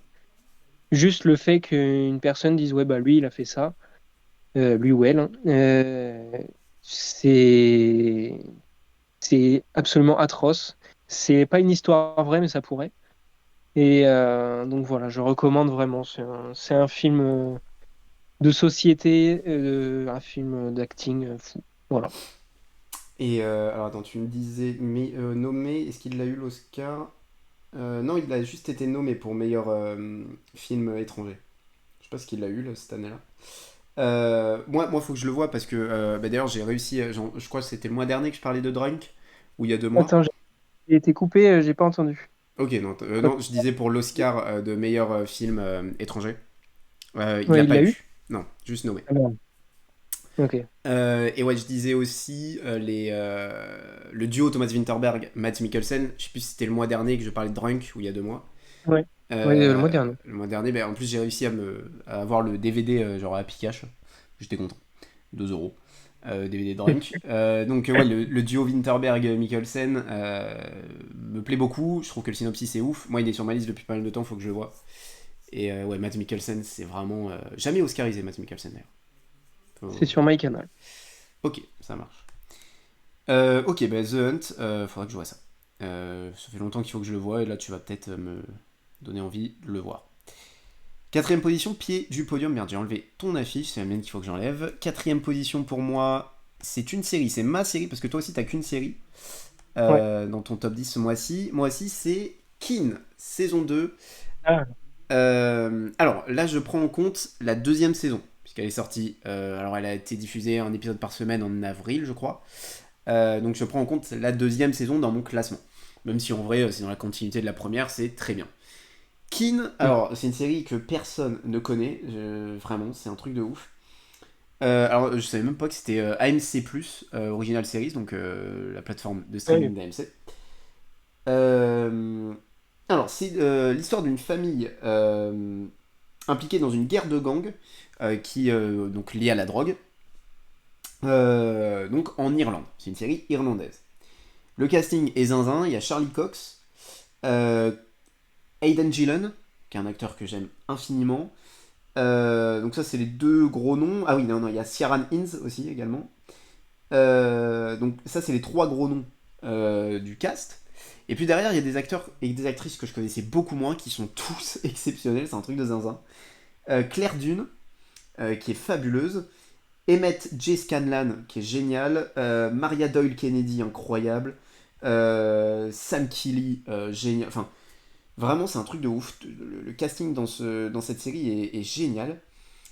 Et la série est juste trop bien. Je suis tombé complètement par hasard sur cette série. Et le premier épisode de la série m'a tout de suite plu, notamment pour la fin. Toi, t'as vu qu'un épisode, c'est ça? Non, j'en ai vu 3, je crois. 3, ok. Donc ouais, moi ça m'a tout de suite plu. L'ambiance, je la trouve géniale. La photographie est fabuleuse. Il y a une vraie ambiance propre à la série. Et puis moi ça m'a énormément rappelé Animal Kingdom. Voilà, encore une fois une série que personne connaît. Je compare une série que personne connaît avec une autre série que personne connaît. Mais je trouve qu'il y a vraiment beaucoup d'Animal Kingdom dans cette série. Et notamment par le côté familial. Je trouve que chaque personnage a, a comment un aspect propre à lui. Et on a Emmett J. Scanley qui joue Jimmy Kinsella, qui est un peu le daron un peu perdu, sa femme le trompe, ou l'a trompé du moins, et il est complètement paumé. Donc sa femme, qui est interprétée par Clara Dune, elle joue la femme forte, qui s'occupe des finances de la famille. Charlie La Cox, matriarche. la matriarche, Charlie Cox. Après la matriarche, je dirais plus que c'est Birdie, Maria Doll Kennedy, qui elle est la sœur, donc est la tante de Jimmy Ah oui, ok. et Michael. Michael, lui, donc joué par Charlie Cox, sort de prison et c'est le mec. C'est drôle parce que c'est le mec le plus impitoyable à la fois, mais celui qui a le plus de cœur aussi. Le plus humain. Mais c'est le plus Ouais. impitoyable. Celui qu'il faut pas emmerder et pourtant il a l'air calme. C'est ça. Et notamment pour protéger sa fille, Anna, que je sais pas si je peux le dire ça, bon en vrai c'est dans le synopsis je crois. Bon en gros il a sa mère, enfin la femme, donc sa femme et donc la mère de sa petite a été tuée et c'est pour ça qu'il a été en prison. Voilà bon. Euh, donc ouais, Aidan Gillen lui c'est également le neveu non c'est l'oncle de Michael, et lui est brillant parce que c'est un acteur génial donc lui euh, en fait, la saison 2 donne beaucoup de réponses sur la famille, et c'est ça qui est aussi brillant. Il y a Viking, donc Eric Viking, qui est le mec, le débile un peu de la famille, bourrin, le jeune un peu fou, voilà. Donc chacun a son trait de caractère un peu propre. Et la saison 2, elle va être amenée par l'arrivée d'un personnage qui avait uniquement fait un caméo dans la première saison, je n'en dirai pas plus. Et ça va complètement faire bouger cette famille. La saison 2 est géniale. La fin de la saison 2, bordel de merde. Quel bonheur. Enfin, quel bonheur, oui et non. Mais la fin de la saison 2, putain, quelle fin d'épisode. Euh, on va donner de la consistance à tous les putains de personnages. À chaque membre de la famille, on va donner de la consistance. Le personnage de Frank, donc joué par Aidan Gillen, devient génial. Il va subir une descente aux enfers qui est brillante. Le personnage d'Eric Viking va avoir des hauts et des bas pendant la saison 2 et pareillement génial. Mais pareil pour le personnage de Clara Dune qui, elle, va rester tout aussi consistant que dans la première saison. Et j'ai un bémol et un gros coup de cœur. Le gros coup de cœur, c'est pour le personnage de Michael Kinsella, donc joué par Charlie Cox, qui devient encore plus intéressant. Voilà, par le biais de plein de choses. La performance de Charlie Cox est fabuleuse. Petit bémol, et c'est vraiment léger, hein, c'est juste histoire de mettre un petit truc sur la série. Un petit bémol, c'est le personnage d'Emmett J. Scanlan, donc Jimmy Kinsella. Ouais, je sais pas comment expliquer ça, mais il y a un côté un peu incompréhensible dans un turn qui arrive, mais c'est pas un turn non plus hyper important. Mais, euh, mais un truc un peu incompréhensible, ou du moins que je trouve un peu trop abrupt. C'est-à-dire que le personnage, il est complètement instable. Alors, instable, pas dans le sens il peut faire n'importe quoi à tout moment, instable émotionnellement. C'est un personnage, comme je disais, que sa femme l'a trompé. Il n'a pas une très bonne relation avec ses enfants, même avec son frère, il n'y a pas tant de complicité. Euh, ouais, il a plus envie de vivre, limite, le gars, quoi. Et donc, ouais, on sent qu'il est fragile émotionnellement, mais j'aurais aimé qu'il se soit un petit peu plus travaillé son turn voilà, qui en fait n'en est pas un, enfin bref. Donc ouais, c'est le petit bémol. Le personnage de Birdie qui prend un peu en puissance sur la fin de la saison, c'est génial. Il y a une révélation qui est faite sur la fin de saison, ce qui est superbe. Il y a tellement de mystères dans cette série qu'on peut avoir 27 saisons, je pense, qu'on s'en lasserait pas. C'est impressionnant le nombre de points d'interrogation qu'on a sur cette série et qui sont répondus petit à petit parce qu'on se presse pas. Et c'est ça qui est brillant. La saison 3 est déjà tournée, saison 4 en préparation. J'ai très hâte. C'est une série, je pense que actuellement c'est la série la plus sous-cotée qui est actuellement sur la planète. Parce que c'est plus que sous-cotée, c'est que personne ne connaît cette série. J'ai vraiment l'impression d'être le seul à regarder ce truc. Je vous jure, quoi. Je n'ai vu personne parler de ça. Vraiment. Alors qu'il y a un putain de casting. Et la série est trop bien, quoi. Une vraie identité, un vrai truc. Après, des fois, il y a des séries qui explosent au bout de certaines saisons et tout. Il y a des trucs qui n'étaient pas du tout connus au début et Ouais, qui ben, explosent après. tu vois, par exemple, Banshee. Pendant longtemps, des gens disaient, ouais, c'est la série la plus sous-cotée. Et c'est vrai. C'était une série infiniment sous-cotée. Mais maintenant, elle est plus sous-cotée à force que des gens disent, ouais, c'est la série la plus sous-cotée, tu vois. Bah, Maintenant, parce que les gens regardaient parce qu'il y a eu The Boys et Anthony Starr et ouais, machin. Du maintenant coup, Banshee n'est plus sous-coté. Maintenant Banshee est bien coté. Euh, mais ouais, Keen, franchement, mais les gars, faut regarder ça, hein. Mais vite, quoi. Faut courir. C'est trop bien. C'est hyper. Tu vois, Animal Kingdom aussi, c'est une série infiniment sous-cotée. mm. Et je trouve qu'il y a énormément de similitudes entre Animal Kingdom et Keen, quoi. Donc, ouais, deux séries infiniment sous-cotées. Et Keen, là, la saison 2, pas de perte de vitesse du tout. Aussi qualitatif que la première. Mais là, le dernier épisode de la saison, je pense que c'est le meilleur épisode de la série. Et il continue à travailler cette ambiance. Enfin, c'est trop fort. Donc j'espère que tu vas Ok. vite continuer Kin. Parce que Ouais, ouais. franchement, c'est tellement sous-coté ce truc. Voilà, donc il y a deux saisons pour l'instant de 10 épisodes de 45 minutes. Donc ça se regarde relativement vite.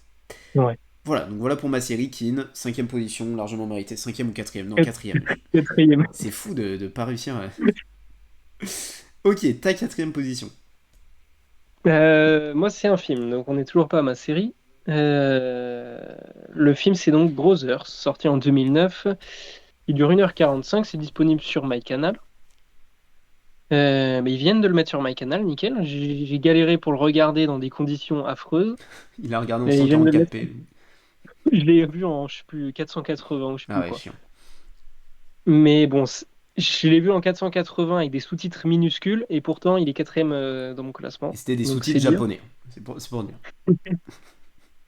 Euh, c'est donc le casting. Bon, je pense que c'est des acteurs un peu connus. Ils commencent, ils débutent. Tobey Maguire, Jake Gyllenhaal, Natalie Portman. On a vu pire. Oui. Le réalisateur, c'est Jim Sheridan. Je connais pas du tout ce réalisateur. Alors le synopsis, Sam et Grace, donc qui sont joués par Tobey Maguire et Natalie Portman, forment un couple parfait et sont les parents de deux petites filles. Sam est envoyé par l'ONU en mission à l'étranger et confie à Tommy, son frère tout juste sorti de prison, le soin de s'occuper de sa famille. Lorsque Sam est porté disparu et présumé mort, Tommy et Grace se rapprochent, contre toute attente. C'est alors que Sam revient du front. Euh, Ils ont comme nomination Critics' Choice Movie Award du meilleur espoir, Golden Globe du meilleur acteur dans un film dramatique. Je sais pas pour qui, mais voilà. Moi, il est sur ma Euh, liste, ce film, depuis pas mal de temps. Et le Golden Globe, je vais te dire, c'était pour Toby. d'accord, et bah en vrai c'est dur de dissocier les deux, Tobey Maguire et Jake Gyllenhaal. En fait, je trouve que ce film est l'un des meilleurs films que j'ai vu en termes de relation entre les personnages. La relation entre Tobey Maguire, Natalie Portman, Tobey Maguire, Jake Gyllenhaal, Natalie Portman, enfin le trio, il porte le film, mais à un point, et la relation entre les personnages, le jeu d'acteur, Jake Gyllenhaal, top 3 de mes acteurs préférés all time, mérité encore une fois. Enfin, c'est Tobey Maguire qui a été nominé, mais Jake Gyllenhaal l'aurait très bien pu. Euh, Sam Shepard, qui joue le père donc de Jake et de Toby. Euh, il a pas beaucoup de scènes, mais il a surtout beaucoup de dialogues avec Jake Gyllenhaal. Et donc Jake Gyllenhaal qui sort de prison, qui est très mal vu par son père, tu vois, c'est un peu l'échec de la famille. De toute façon, t'as jamais rien réussi. Et Tobey Maguire qui est le mec qui est à l'armée, qui a tout réussi, qui a une femme, des enfants et tout, qui est le modèle. Mais Jake Gyllenhaal et Tobey Maguire, ils s'aiment vraiment. Sauf que du coup, il y a le père qui essaye de les différencier et tout. Enfin, il y a des scènes, mais des dialogues d'une puissance.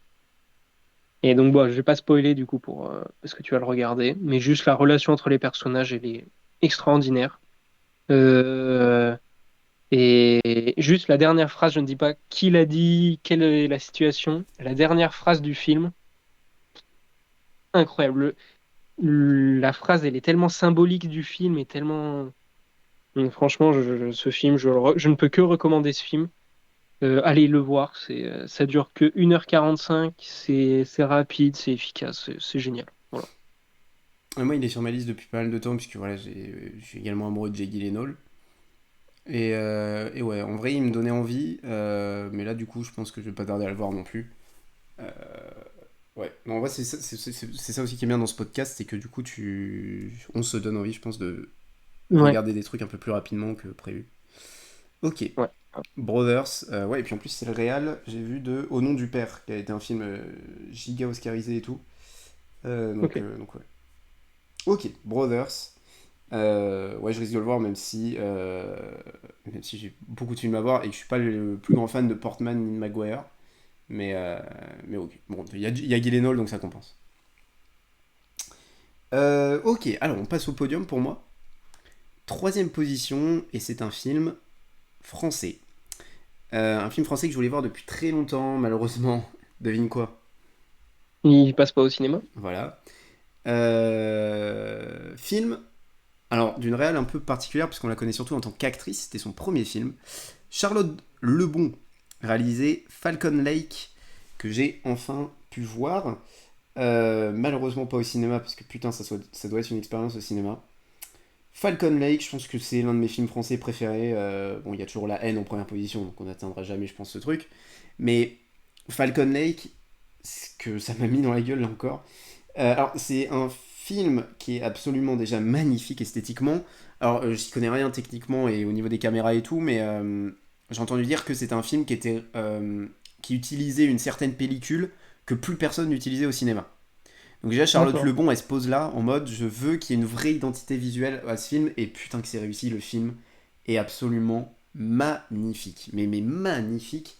Ça fait un film un peu old school, mais pas trop non plus old school pardon, mais assez actuelle aussi. Enfin, c'est trop bizarre ce qu'a réussi à faire Charlotte Lebon. C'est le premier film de Charlotte Lebon, donc je suis impatient de voir ce qu'elle va faire en tant que réalisatrice, un peu moins en tant qu'actrice, mais si elle peut rester derrière la caméra, ben après ce qu'elle vient de nous offrir là, oui.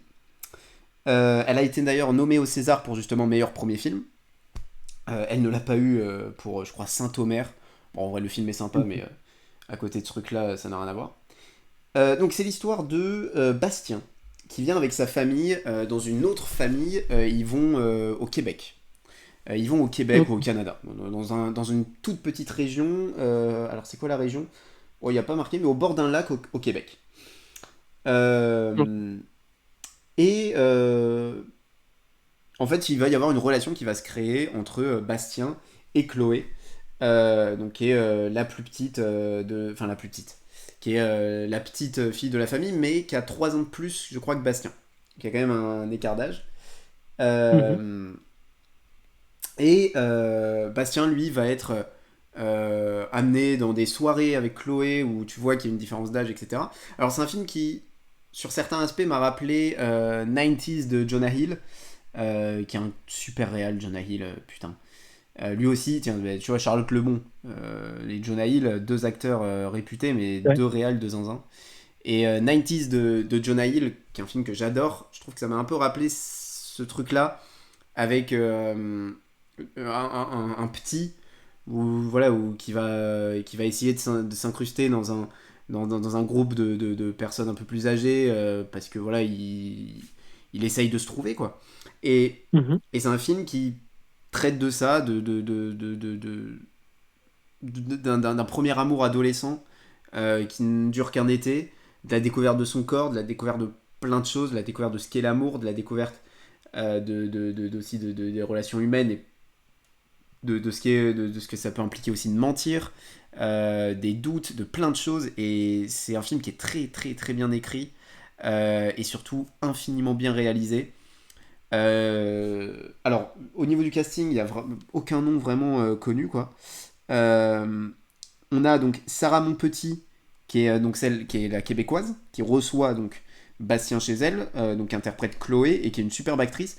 Mais Joseph Angel, qui joue Bastien, il est absolument brillant. Là encore, je sais pas, voilà, je vois que c'était son quatrième rôle au cinéma. Mhm. Donc lui aussi est fabuleux pour un jeune. Donc ouais, c'est un film qui esthétiquement est magnifique. L'histoire est magnifique aussi. La fin du film, c'est ce qui a posé de problème à beaucoup. Et je comprends, parce que la fin m'a laissé pardon, sur ma faim. Mais je la trouve quelque part intéressante. C'est juste que la fin, elle répond pas à tes questions. Et je Ok. comprends que ça puisse frustrer, mais Ouais, j'aime pas trop, moi, les trucs comme ça. ouais, mais c'est bien fait. C'est bien Mm. fait, tu restes sur ta fin certes, mais je comprends l'idée. Je comprends l'idée parce que je pense que le principe du film, c'est de nous dire ils vont se revoir l'année d'après certainement, l'été d'après. Et il y a un vrai truc assez pertinent, entouré d'un mystère quand même, mais qui je trouve est bien fait. Donc ouais, j'ai adoré Falcon Lake. Vraiment, c'est un énorme coup de cœur. Alors, je le considère comme un film de 2023 parce que il est sorti dans très peu de salles en fin décembre 2022. Voilà, moi, le temps que je puisse me le trouver sur Internet. Euh, Ouais. voilà, je le considère comme un film 2023 et je le mets très haut dans mon classement 2023. C'est un film que j'ai vraiment trouvé formidable et Charlotte Lebon, encore une fois, premier long métrage, une vraie identité là encore, c'est assez impressionnant.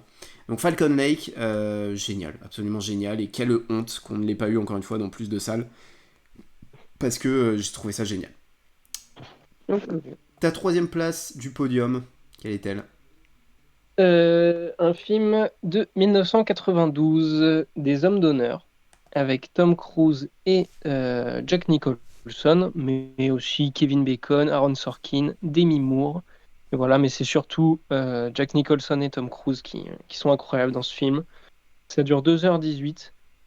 C'est donc le synopsis: deux jeunes marines, Louden et Dawson, abattent au cours d'une action disciplinaire désignée Code Rouge un de leurs camarades, Santiago. C'est le lieutenant Daniel Kaffee qui est désigné pour assurer leur défense lors de leur procès. Nomination Oscar du meilleur film, Golden Globe du meilleur acteur dans un second rôle, Oscar du meilleur acteur dans un second rôle, Oscar du meilleur mixage son, Golden Globe du meilleur acteur. Voilà, c'est pas J'ai trop jamais mal. entendu parler de ce film. C'est la première scène de Jack Nicholson. Il dure 2h18 le film, ça arrive peut-être au bout de un quart d'heure, 20 minutes. La première scène de Jack Nicholson, mais c'est un niveau d'acting, mais j'étais bouche bée. Quand la scène s'est terminée, j'ai dit, attends, mais c'est pas Non, mais possible. ce type, c'est n'importe quoi. Non, mais il a un monologue, mais d'une puissance, d'un charisme, d'un truc. Ils sont dans une salle à trois, et donc il parle à deux autres À gars. 3 en France, t'es le mec qui a pas compris. C'est honteux. Et donc il parle à deux autres gars, et en fait, il change de discours en fonction des deux gars, parce que les deux ont un avis différent. Et donc lui, il joue le colonel, et donc t'en as un des deux qui est plus réticent, et t'en as un qui joue le lèche-cul, tu vois. Et mais ce qu'il leur dit, mais enfin, le charisme, la façon dont il le dit, l'aisance, l'éloquence, les regards, tout, enfin, je pense que c'est l'un des monologues qui m'a le plus marqué, peut-être pas de ma vie, mais en tout cas de l'année, là, de ce que j'ai vu, c'est la perf de Jack Nicholson. Il est dans quelques scènes, mais à chaque fois, il est aussi dans la scène de fin, où pareil, c'est peut-être moins marquant, parce que vu que c'est la première scène au tout début, tu te prends une claque directe. Alors que la dernière, tu t'attends un peu à ce que ce soit vraiment du haut niveau, mais pareil, c'est incroyable. Donc voilà, après avoir parlé du second rôle, on va parler du premier rôle, Tom Cruise, qui est donc là pendant tout le film. Et il y a une évolution de personnage en 2h18. C'est, tu regardes le film, tu coupes au bout de 20 minutes et tu re-regardes les 20 dernières minutes, t'as l'impression que c'est pas le même acteur, que c'est pas le même personnage. C'est fou l'évolution du personnage. Et il y a donc c'est un procès, et à la fin, donc l'avocat, c'est Tom Cruise, et il appelle à la barre Jack Nicholson.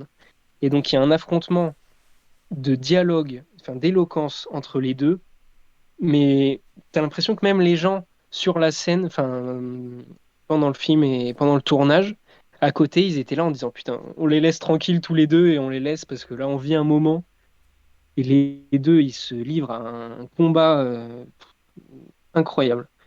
Donc franchement, je recommande. C'est hyper puissant comme film. Il y a plein de suspense. C'est en même temps, il y a l'enquête à côté. Lui, Tom Cruise, qui essaye de trouver tous les moyens pour bien défendre les victimes et tout. Et enfin là, enfin pas les victimes d'ailleurs, il défend ceux qui ont tué. Mais, euh, mais voilà, c'est vraiment génial comme film.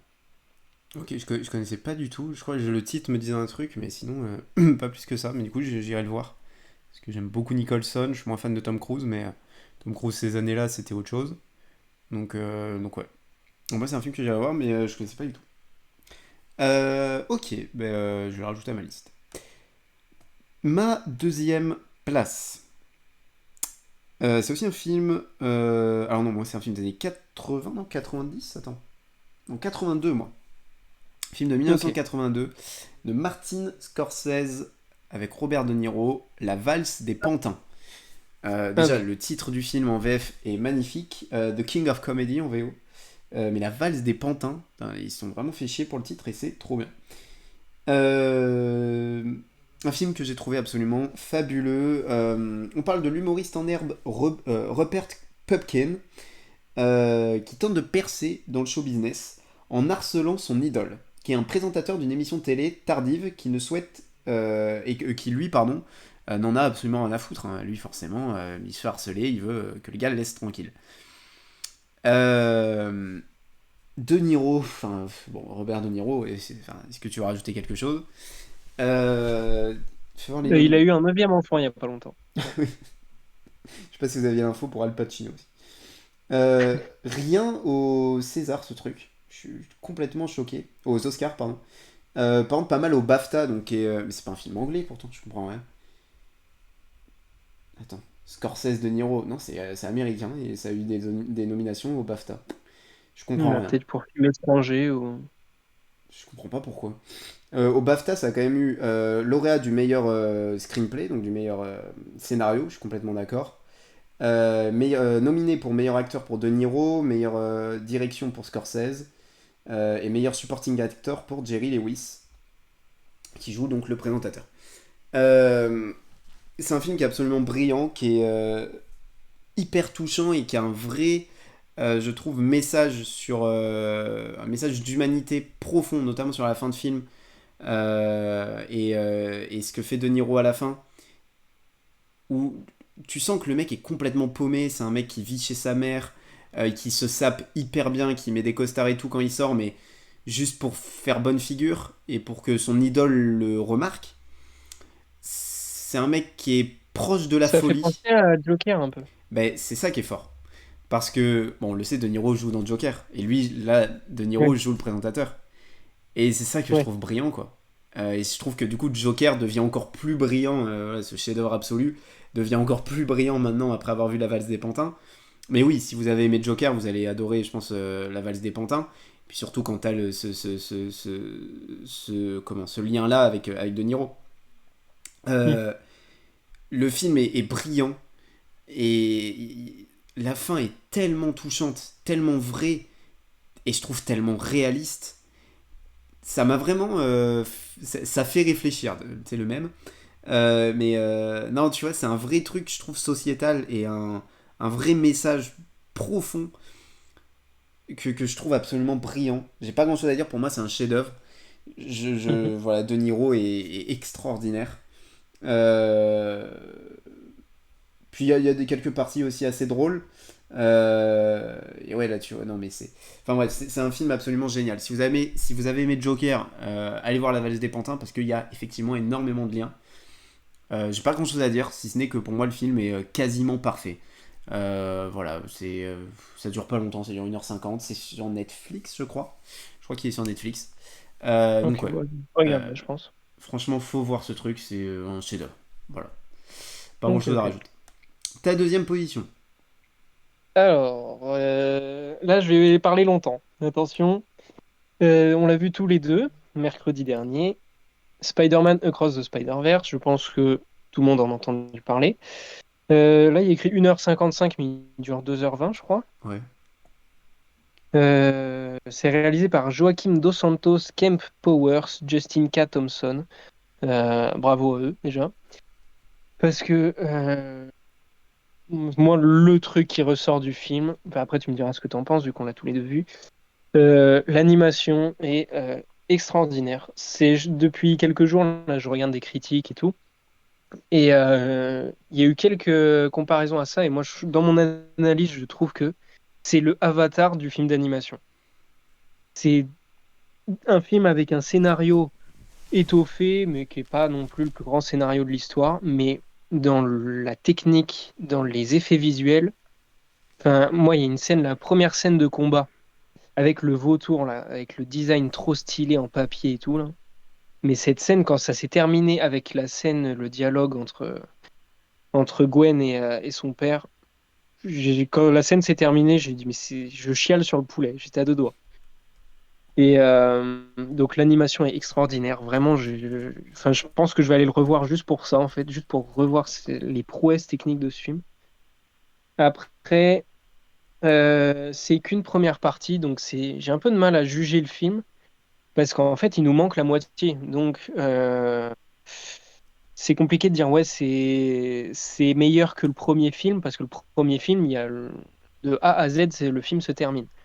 Là, on est à la moitié, il nous manque la deuxième partie. Donc, je peux pas vraiment juger sur si c'est mieux ou pas que le premier.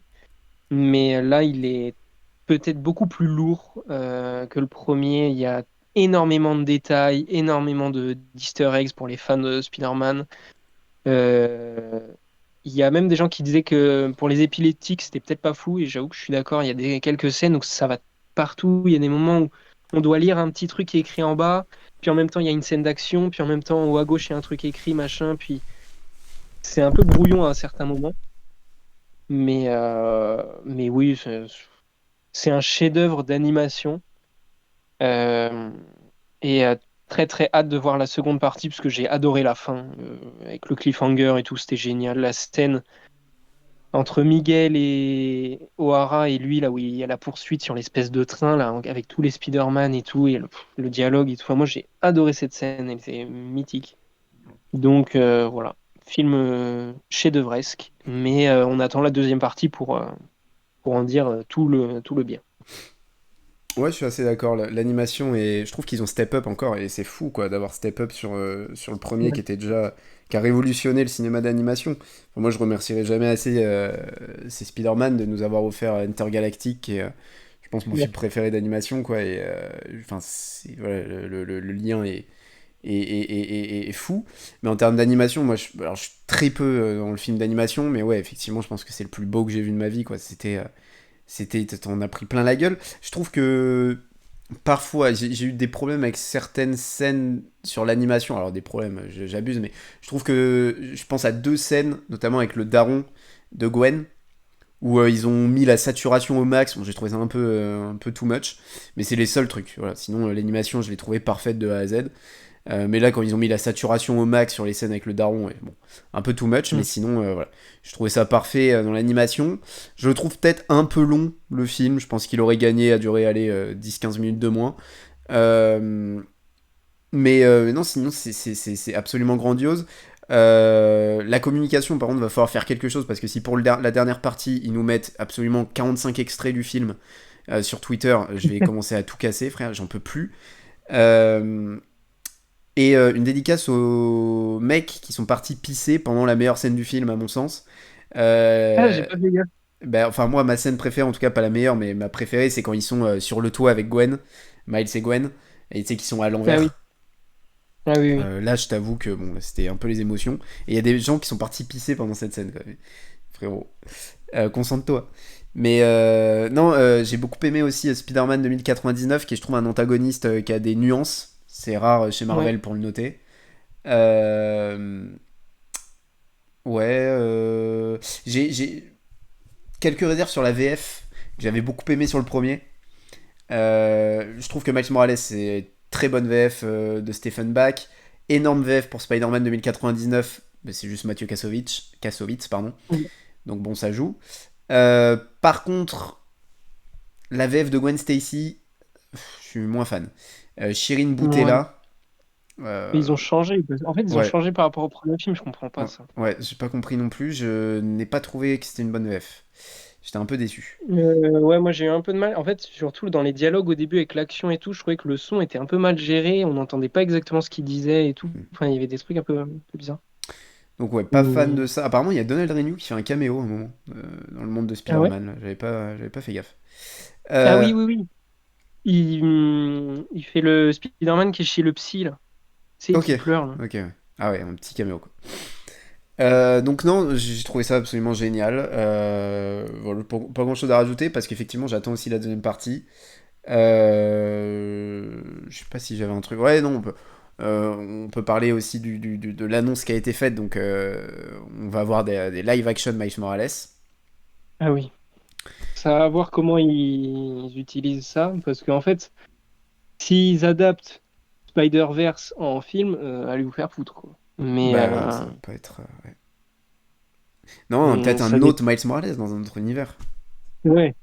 Oui, ce serait cool. Après, est-ce que du coup, ce serait dans le même univers que celui de Tom Holland et du coup, enfin, Mais s'il à vous plaît, voir. alors moi je suis. Alors, c'est fou ce que je vais dire, hein, mais je suis vraiment pas fan de Marvel. Je n'aime pas Marvel même. Vous allez comprendre pourquoi c'est fou ce que je viens de dire. Je suis vraiment pas fan de Marvel, j'aime pas.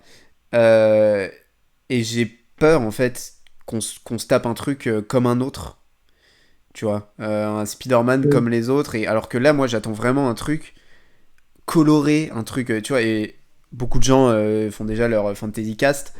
Moi, c'est vrai que si Ouais. ça pouvait être Jaden, donc le fils de Will Smith, Jaden Smith, qui en plus est un rappeur qui a Il a déjà. fait la BO du Voilà. film.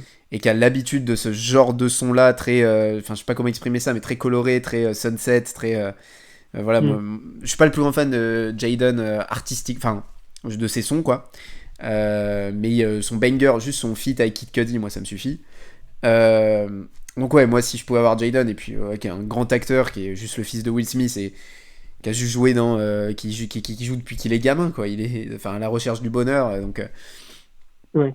c'est moi Et puis, en plus, il est fan de super-héros et tout. Il a vu The Flash en avant-première et ouais non tout. mais Je pense que ce serait un très bon cast, et puis en plus, si on peut l'entendre faire la BO, enfin, je pense qu'il y a vraiment des trucs à faire. Ouais, justement, sur Across the Spider-Verse, la BO arrive un peu tard, je trouve. Les sons un peu cool, un peu colorés et tout.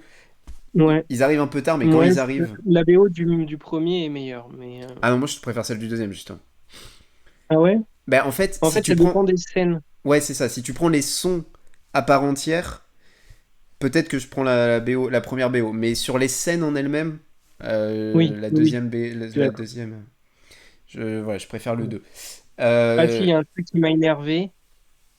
Tout le truc de Miles qui veut pas dire à ses parents qu'il est Spider-Man parce que ils ne vont plus m'aimer. Genre, c'est le pire argument. Enfin, autant Gwen qui veut pas dire à son père qu'elle est Spider-Man parce que bah il est flic et tout, c'est normal. Que Peter, il veuille pas dire qui il est pour pas les mettre en danger et tout. Mais là, son argument, c'est j'ai peur qu'il m'aime moins. Je trouve l'argument nul. Et puis ça faisait un peu coming out pendant tout le film. À chaque fois, il y a des mini malaises, des mini trucs et tout. En mode, il va faire son coming out alors qu'il est juste Spider-Man, quoi. Enfin, Par contre, j'ai je... beaucoup aimé la relation Miles avec ses parents. Je trouvais ça vraiment génial. Oui. Et la tâche aussi. Alors, on en a marre des noms où lol, c'est marrant, c'est des blagues, des noms des méchants là. C'est Oui. bon. Marvel, ils font ça une fois Mais par film. en anglais, c'est je sais pas quoi. Ça doit être la tâche, la Ouais. traduction. Et Mais, pourquoi ils l'ont pas appelé juste l'homme tâche à la limite, tu vois ça, parce que là, la tâche, lol, bon, on est fatigué. en fait, la tâche, ça lui correspond à son perso au début du film. Mais après, une fois qu'il se transforme, il est hyper Bah badass, oui, mais hyper violent et tout. Il fait à moitié peur. Et il a son nom, c'est la tâche, quoi. ouais. Ça c'est vraiment classique Marvel. Lol, les méchants ont des noms nuls. On est un peu fatigué.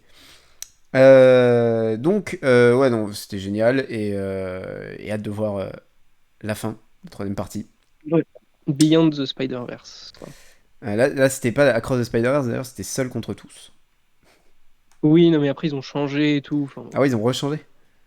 Ah ouais, oui, en fait, j'avoue. de base, ils avaient mis Seul contre tous, sauf que tout le monde s'est plaint, du coup, ils ont mis le titre Ah, bah anglais, tant quoi. mieux. Seul contre tout. Qualité de merde. Et donc, pourquoi je disais que c'était paradoxal que je n'aime pas Marvel? Ben, c'est que mon premier, et c'est une sortie de ce mois-ci, c'est Les Gardiens de la Galaxie, volume 3. J'ai beaucoup hésité avec La Valse des Pantins. Pour moi, c'est ex aequo, et je me suis dit, bon, je vais mettre Les Gardiens 3, parce que pour une fois que je vais mettre un Marvel aussi bien placé, voilà, autant en profiter. Euh, les Gardiens 3, alors moi, le premier Gardien de la Galaxie, ça fait partie des rares Marvel, et même rares films de super-héros dont je suis absolument fan, le premier Gardien. Le deuxième, je l'aime bien, mais comme j'aime bien n'importe quel autre Marvel. Encore, non, je suis pas d'accord avec moi-même. Ça, c'est marrant. Mais non, mais je l'aime un peu plus parce que c'est les Gardiens. Maintenant, je trouve que Mm. c'est limite un Marvel comme un autre. Après, il y a la perf de Kurt Russell, voilà, que je trouve extraordinaire. Donc, ouais, bon. Mitigé sur le deuxième. Donc, j'attendais beaucoup le troisième, dernier film de James Gunn dans le MCU. Bah, j'ai pas été déçu, j'ai trouvé ça absolument génial, centré sur Raccoon. Euh, Le GOAT, si on me demande. franchement, c'est très très fort ce qu'ils ont fait. Une énorme performance, alors il faut que j'ai son nom. Euh, Tac, excusez-moi, du méchant. Là, on a un vrai méchant chez Marvel et. Woody, Quelle honte. j'ai Euh, écorché son nom. ouais, je pense que t'as écorché même sa personne, là, à ce niveau-là. Ah ouais, en effet, putain. Chou, Shukudu, Choukoudi. Shuku, c'est horrible ce qu'on a fait. Shukwudi Iwuji, le maître de l'évolution. Voilà, là on a un vrai méchant quoi. Voilà, alors Ouais. Across the Spider-Verse a deux vrais méchants, avec Spider-Man 2099 et La Tâche. Bon, le problème c'est qu'il s'appelle La Tâche. Mais là, parlons film MCU. Et dans le MCU, bon, les méchants, c'est souvent compliqué. Là, on a un vrai putain de méchant, badass de fou, euh, incroyablement interprété par Shukwudi. Qui fait Euh, bien, T'as dit quoi, excuse? qui fait bien peur aussi. Ouais, non, franchement, et puis même son background avec cette espèce de masque qu'il a au visage, et Ouais, ouais. quand on va lui enlever, il y a un vrai côté glauque, quoi, qu'on n'a pas souvent Mm. dans le MCU. D'ailleurs, là, j'ai vu que dans les Gardiens 3, ils disent fuck, et c'est interdit dans les Marvel. Non, en fait, ils ont le droit à un fuck par Ah, film ok. Marvel. Et sauf qu'ils l'ont jamais utilisé, ou très rarement. Et là, du coup, James Gunn, il a dit qu'il allait le mettre. Je trouve que c'est un film qui est infiniment touchant. Les Gardiens, c'est l'humanité dans un monde qui ne l'est pas, quoi. Voilà, parce qu'ils vont un peu partout dans la Voie lactée. C'est un film tellement coloré, avec encore une fois une BO absolument géniale. C'est un vrai esprit de famille. C'est trop touchant. Voilà comment j'aimerais que beaucoup de films de super-héros soient une vraie putain d'identité, quoi. Et James Gunn, il a réussi à donner une identité à l'heure où dans le MCU, il n'y a plus d'identité.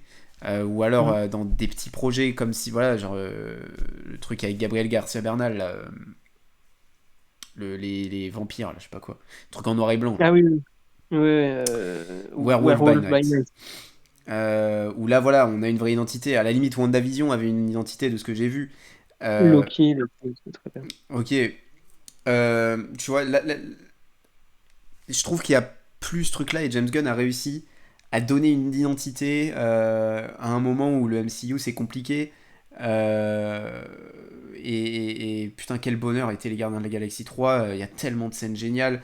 Évidemment, tout le background autour de Raccoon est absolument brillant, touchant. La fin du film est trop touchante. La scène post-générique, merci de faire des scènes post-génériques bien, James Gunn. Parce que franchement, la scène post-générique est juste trop cool. Le personnage d'Adam Warlock, l'introduction du personnage d'Adam Warlock qui est très cool, qui amène ce côté humour et que je trouve pertinent parce que James Gunn, lui, amène justement cet humour dans un film Marvel, mais de l'humour qu'on a envie de voir. On a envie d'avoir de l'humour dans Les Gardiens de la Galaxie. Dans les autres Mm. films Marvel, on n'a pas envie d'avoir de l'humour, quoi. Ou alors, comme ça, c'est pas bien fait, en fait. C'est Oui, juste que voilà. James Gunn, il sait très bien manier l'humour, mais à côté, il sait mettre des scènes vraiment dramatiques et pour contrebalancer, quoi. Et puis, bon, je pense que je peux spoiler Les Gardiens de la Galaxie 3 quand même maintenant. Oui, Euh, Il y a le fait que personne ne meurt, ouais, quand tu ouais. regardes le film une première fois, tu peux te dire, ah, il y a personne qui meurt, hein. Et finalement, quand tu y réfléchis, bah écoute, moi, ça m'a pas du tout dérangé. Les Gardiens, ça a toujours été good vibe. Et le fait que ça reste good vibe, bah écoute, trop bien. Après, il y Voilà. a eu un mort dans le premier, il y a eu un mort dans le deuxième. Et du coup, on s'attendait à ce que dans le Mm. troisième, forcément, il y allait en avoir un. Ouais, et Mais puis, du coup, ouais, justement, pendant tout le film, de faire croire qu'il allait en avoir ouais, un, pour qu'au final, il n'y en ait pas. ce contre-pied-là était vraiment génial. La scène de combat dans le tunnel, là, elle est absolument Ah, il est génial. trop cool. Le duo Groot Chris Pratt, le truc, on était presque dans un truc multivers aussi avec ce truc des planètes. Voilà, où il y a la planète hyper colorée qui rappelle des trucs genre Stargate un peu à bas budget et tout, mais moi j'ai trouvé ça trop fun là. Ou alors dans la planète, dans la seconde planète, mais où tout le monde sont des animaux, dans la copie de la Terre. Euh, Ouais. j'ai trouvé ça vraiment, vraiment brillant. J'adore ce film. Voilà, l'introduction de Warlock est très cool. Euh, la scène post-générique est trop bien. Pour moi, c'est un sans faute, Les Gardiens 3. Merci James Gunn. J'ai pas grand chose à dire. Pour moi, c'est un vrai chef-d'œuvre du genre. Je suis vraiment très content que ce soit terminé comme ça. Star-Lord reviendra. Bon, j'ai un peu peur de Marvel Ouais. qui s'occupe de Star-Lord, mais bon. Euh, Au moins les gardiens, voilà, ça s'est fini avec James Gunn et on a hâte de voir ce que va faire Monsieur James Gunn. Du côté de DC, Ouais. voilà, c'était là on a deux films Marvel à côté là actuellement à l'écran. Et ça me fait plaisir parce que Marvel peut être qualitatif, mais putain, donner plus de choses comme ça, quoi, qui sortent du lot, parce que putain, on en a marre. Ouais. Donner des trucs à des réalisateurs et des gens qui ont une vraie patte, quoi. Mm. Théo, Parce ton top que, 1. bon. Donc, la première série de la liste, Ted Lasso. Par où commencer? J'ai fini, donc mercredi, c'était le dernier épisode de toute la série. Moi, Alors, il y aura peut-être j'ai des fini spin-offs. l'épisode 6 moi. Donc me spoil pas, enculé. Ok, non, t'inquiète. T'en penses quoi déjà, toi? Je vais attendre ton avis. Moi, j'ai beaucoup aimé les 5 premiers épisodes, notamment l'épisode 5 que je trouve génial. L'acteur principal, dont j'ai pas le nom, est absolument brillant parce que là, dans l'épisode 6 ou 5, 6, je crois, il s'énerve un peu Oui. et il y a une scène où putain, tu te dis, le gars peut jouer un peu tout quoi. Et moi, il m'a vraiment plu. Euh, Jason Sudeikis. Bah, bravo, monsieur. Je trouve que le synopsis est génial aussi. Euh, et ouais, l'épisode 5 est vraiment très touchant. Et je trouve la série drôle, mais pas lourde. Si ce n'est sur l'épisode Mm. 6 que j'ai vraiment trouvé mauvais. Je l'ai fini avant le podcast, j'ai trouvé ça vraiment mauvais, là, le truc avec les... chacun doit jeter un objet. Ah oui, oui. Ça, c'était vraiment de la merde. En fait, ce que j'ai aimé avec les 5 premiers épisodes, c'est on n'était pas sur une série humoristique cliché. Là, l'épisode 6, c'était vraiment un épisode cliché de série humoristique. C'est pas du tout réaliste. Il y a la star, je sais plus comment il s'appelle, la star du club là, qui se prend pour une star, qui est prêtée par Manchester Ja- City. Jamie Tart. Redis, excuse. Jamie Tart. Jamie Tart. Euh, qui, qui va partir du club parce que Manchester City l'a rappelé parce qu'il a pas joué une mi-temps. Ça n'est jamais arrivé dans l'histoire du football. Donc bon, j'ai trouvé ça un peu tiré Bah par les après, cheveux. c'est pas fait pour être réaliste. En vrai, c'est pas une série sur le foot. C'est un Ben, prétexte. ils ont réussi à faire un truc réaliste. Alors, bon, c'est quand même un entraîneur de football américain qui devient entraîneur de foot. Donc voilà, mais hormis ce truc-là, ils ont réussi à avoir une ligne directrice que j'ai trouvé réaliste. Donc bon, j'ai trouvé ça un peu, voilà. Un peu, ça arrive comme ça, comme un cheveu sur la soupe, et puis bon, ok. Donc ouais, j'ai trouvé l'épisode 6 mauvais, mais les 5 premiers épisodes étaient super, notamment l'épisode 5. Donc je suis sûr que ça va être très bien et que c'était juste un épisode mauvais, on s'en passera. Enfin, je leur pardonnerai. Mais sinon, pour l'instant, c'est vraiment très bien. Ok, alors moi. euh, Donc Jason Sudeikis qui joue Ted Lasso. Euh, Quel homme, vraiment, mais c'est lui le créateur. Je crois qu'il fait partie des scénaristes et Roy Kent est scénariste aussi. Donc Brett Goldstein. Roy Kent, c'est Euh, qui déjà? C'est le capitaine? c'est le capitaine. Ok, ok. Et en fait, lui, de base, l'anecdote, c'est qu'il devait pas jouer dans la série, mais genre, il était en train d'écrire le scénario et tout. Et pendant qu'il écrivait le scénario, tout le monde disait, mais Roy Kent, c'est toi, en fait. Et du coup, il a dit, oh, vas-y. Et du coup, il a joué dedans. Et, c'est tellement humain, c'est tellement. Enfin, moi, je le retiens même pas comme une série de foot. Enfin, là, je viens de terminer. Euh, Et le dernier épisode, j'ai pleuré 4 ou 5 fois dans l'épisode. Enfin, c'est n'importe quoi. Chaque dialogue entre chaque Après, moi personnage à chaque scène. j'ai pleuré 6 fois devant la fin de Sons of Anarchy, mais c'est pas une compétition. Oui. Anna Waddingham qui joue Rebecca, donc la présidente, actrice extraordinaire. C'est peut-être l'un de mes personnages féminins préférés all time en série. Jason Sudeikis, Ted Lasso. Bah, le personnage de Ted Lasso, il est dans mon top 5, je pense, meilleur perso de série all time aussi. Il arrive à te mettre les larmes. Il y a un épisode, enfin, il y en a plusieurs, mais il y a un épisode dans la saison 2, je dirais pas lequel, où mais j'ai pleuré, mais je me disais, mais c'est quoi? C'était la première fois que je pleurais de la série. Parce que c'est la série devant laquelle j'ai le plus pleuré. D'habitude, je pleure pas beaucoup, mais là, Ted Lasso, je sais pas, ça m'a trop touché. Les personnages, ils ont une alchimie extraordinaire.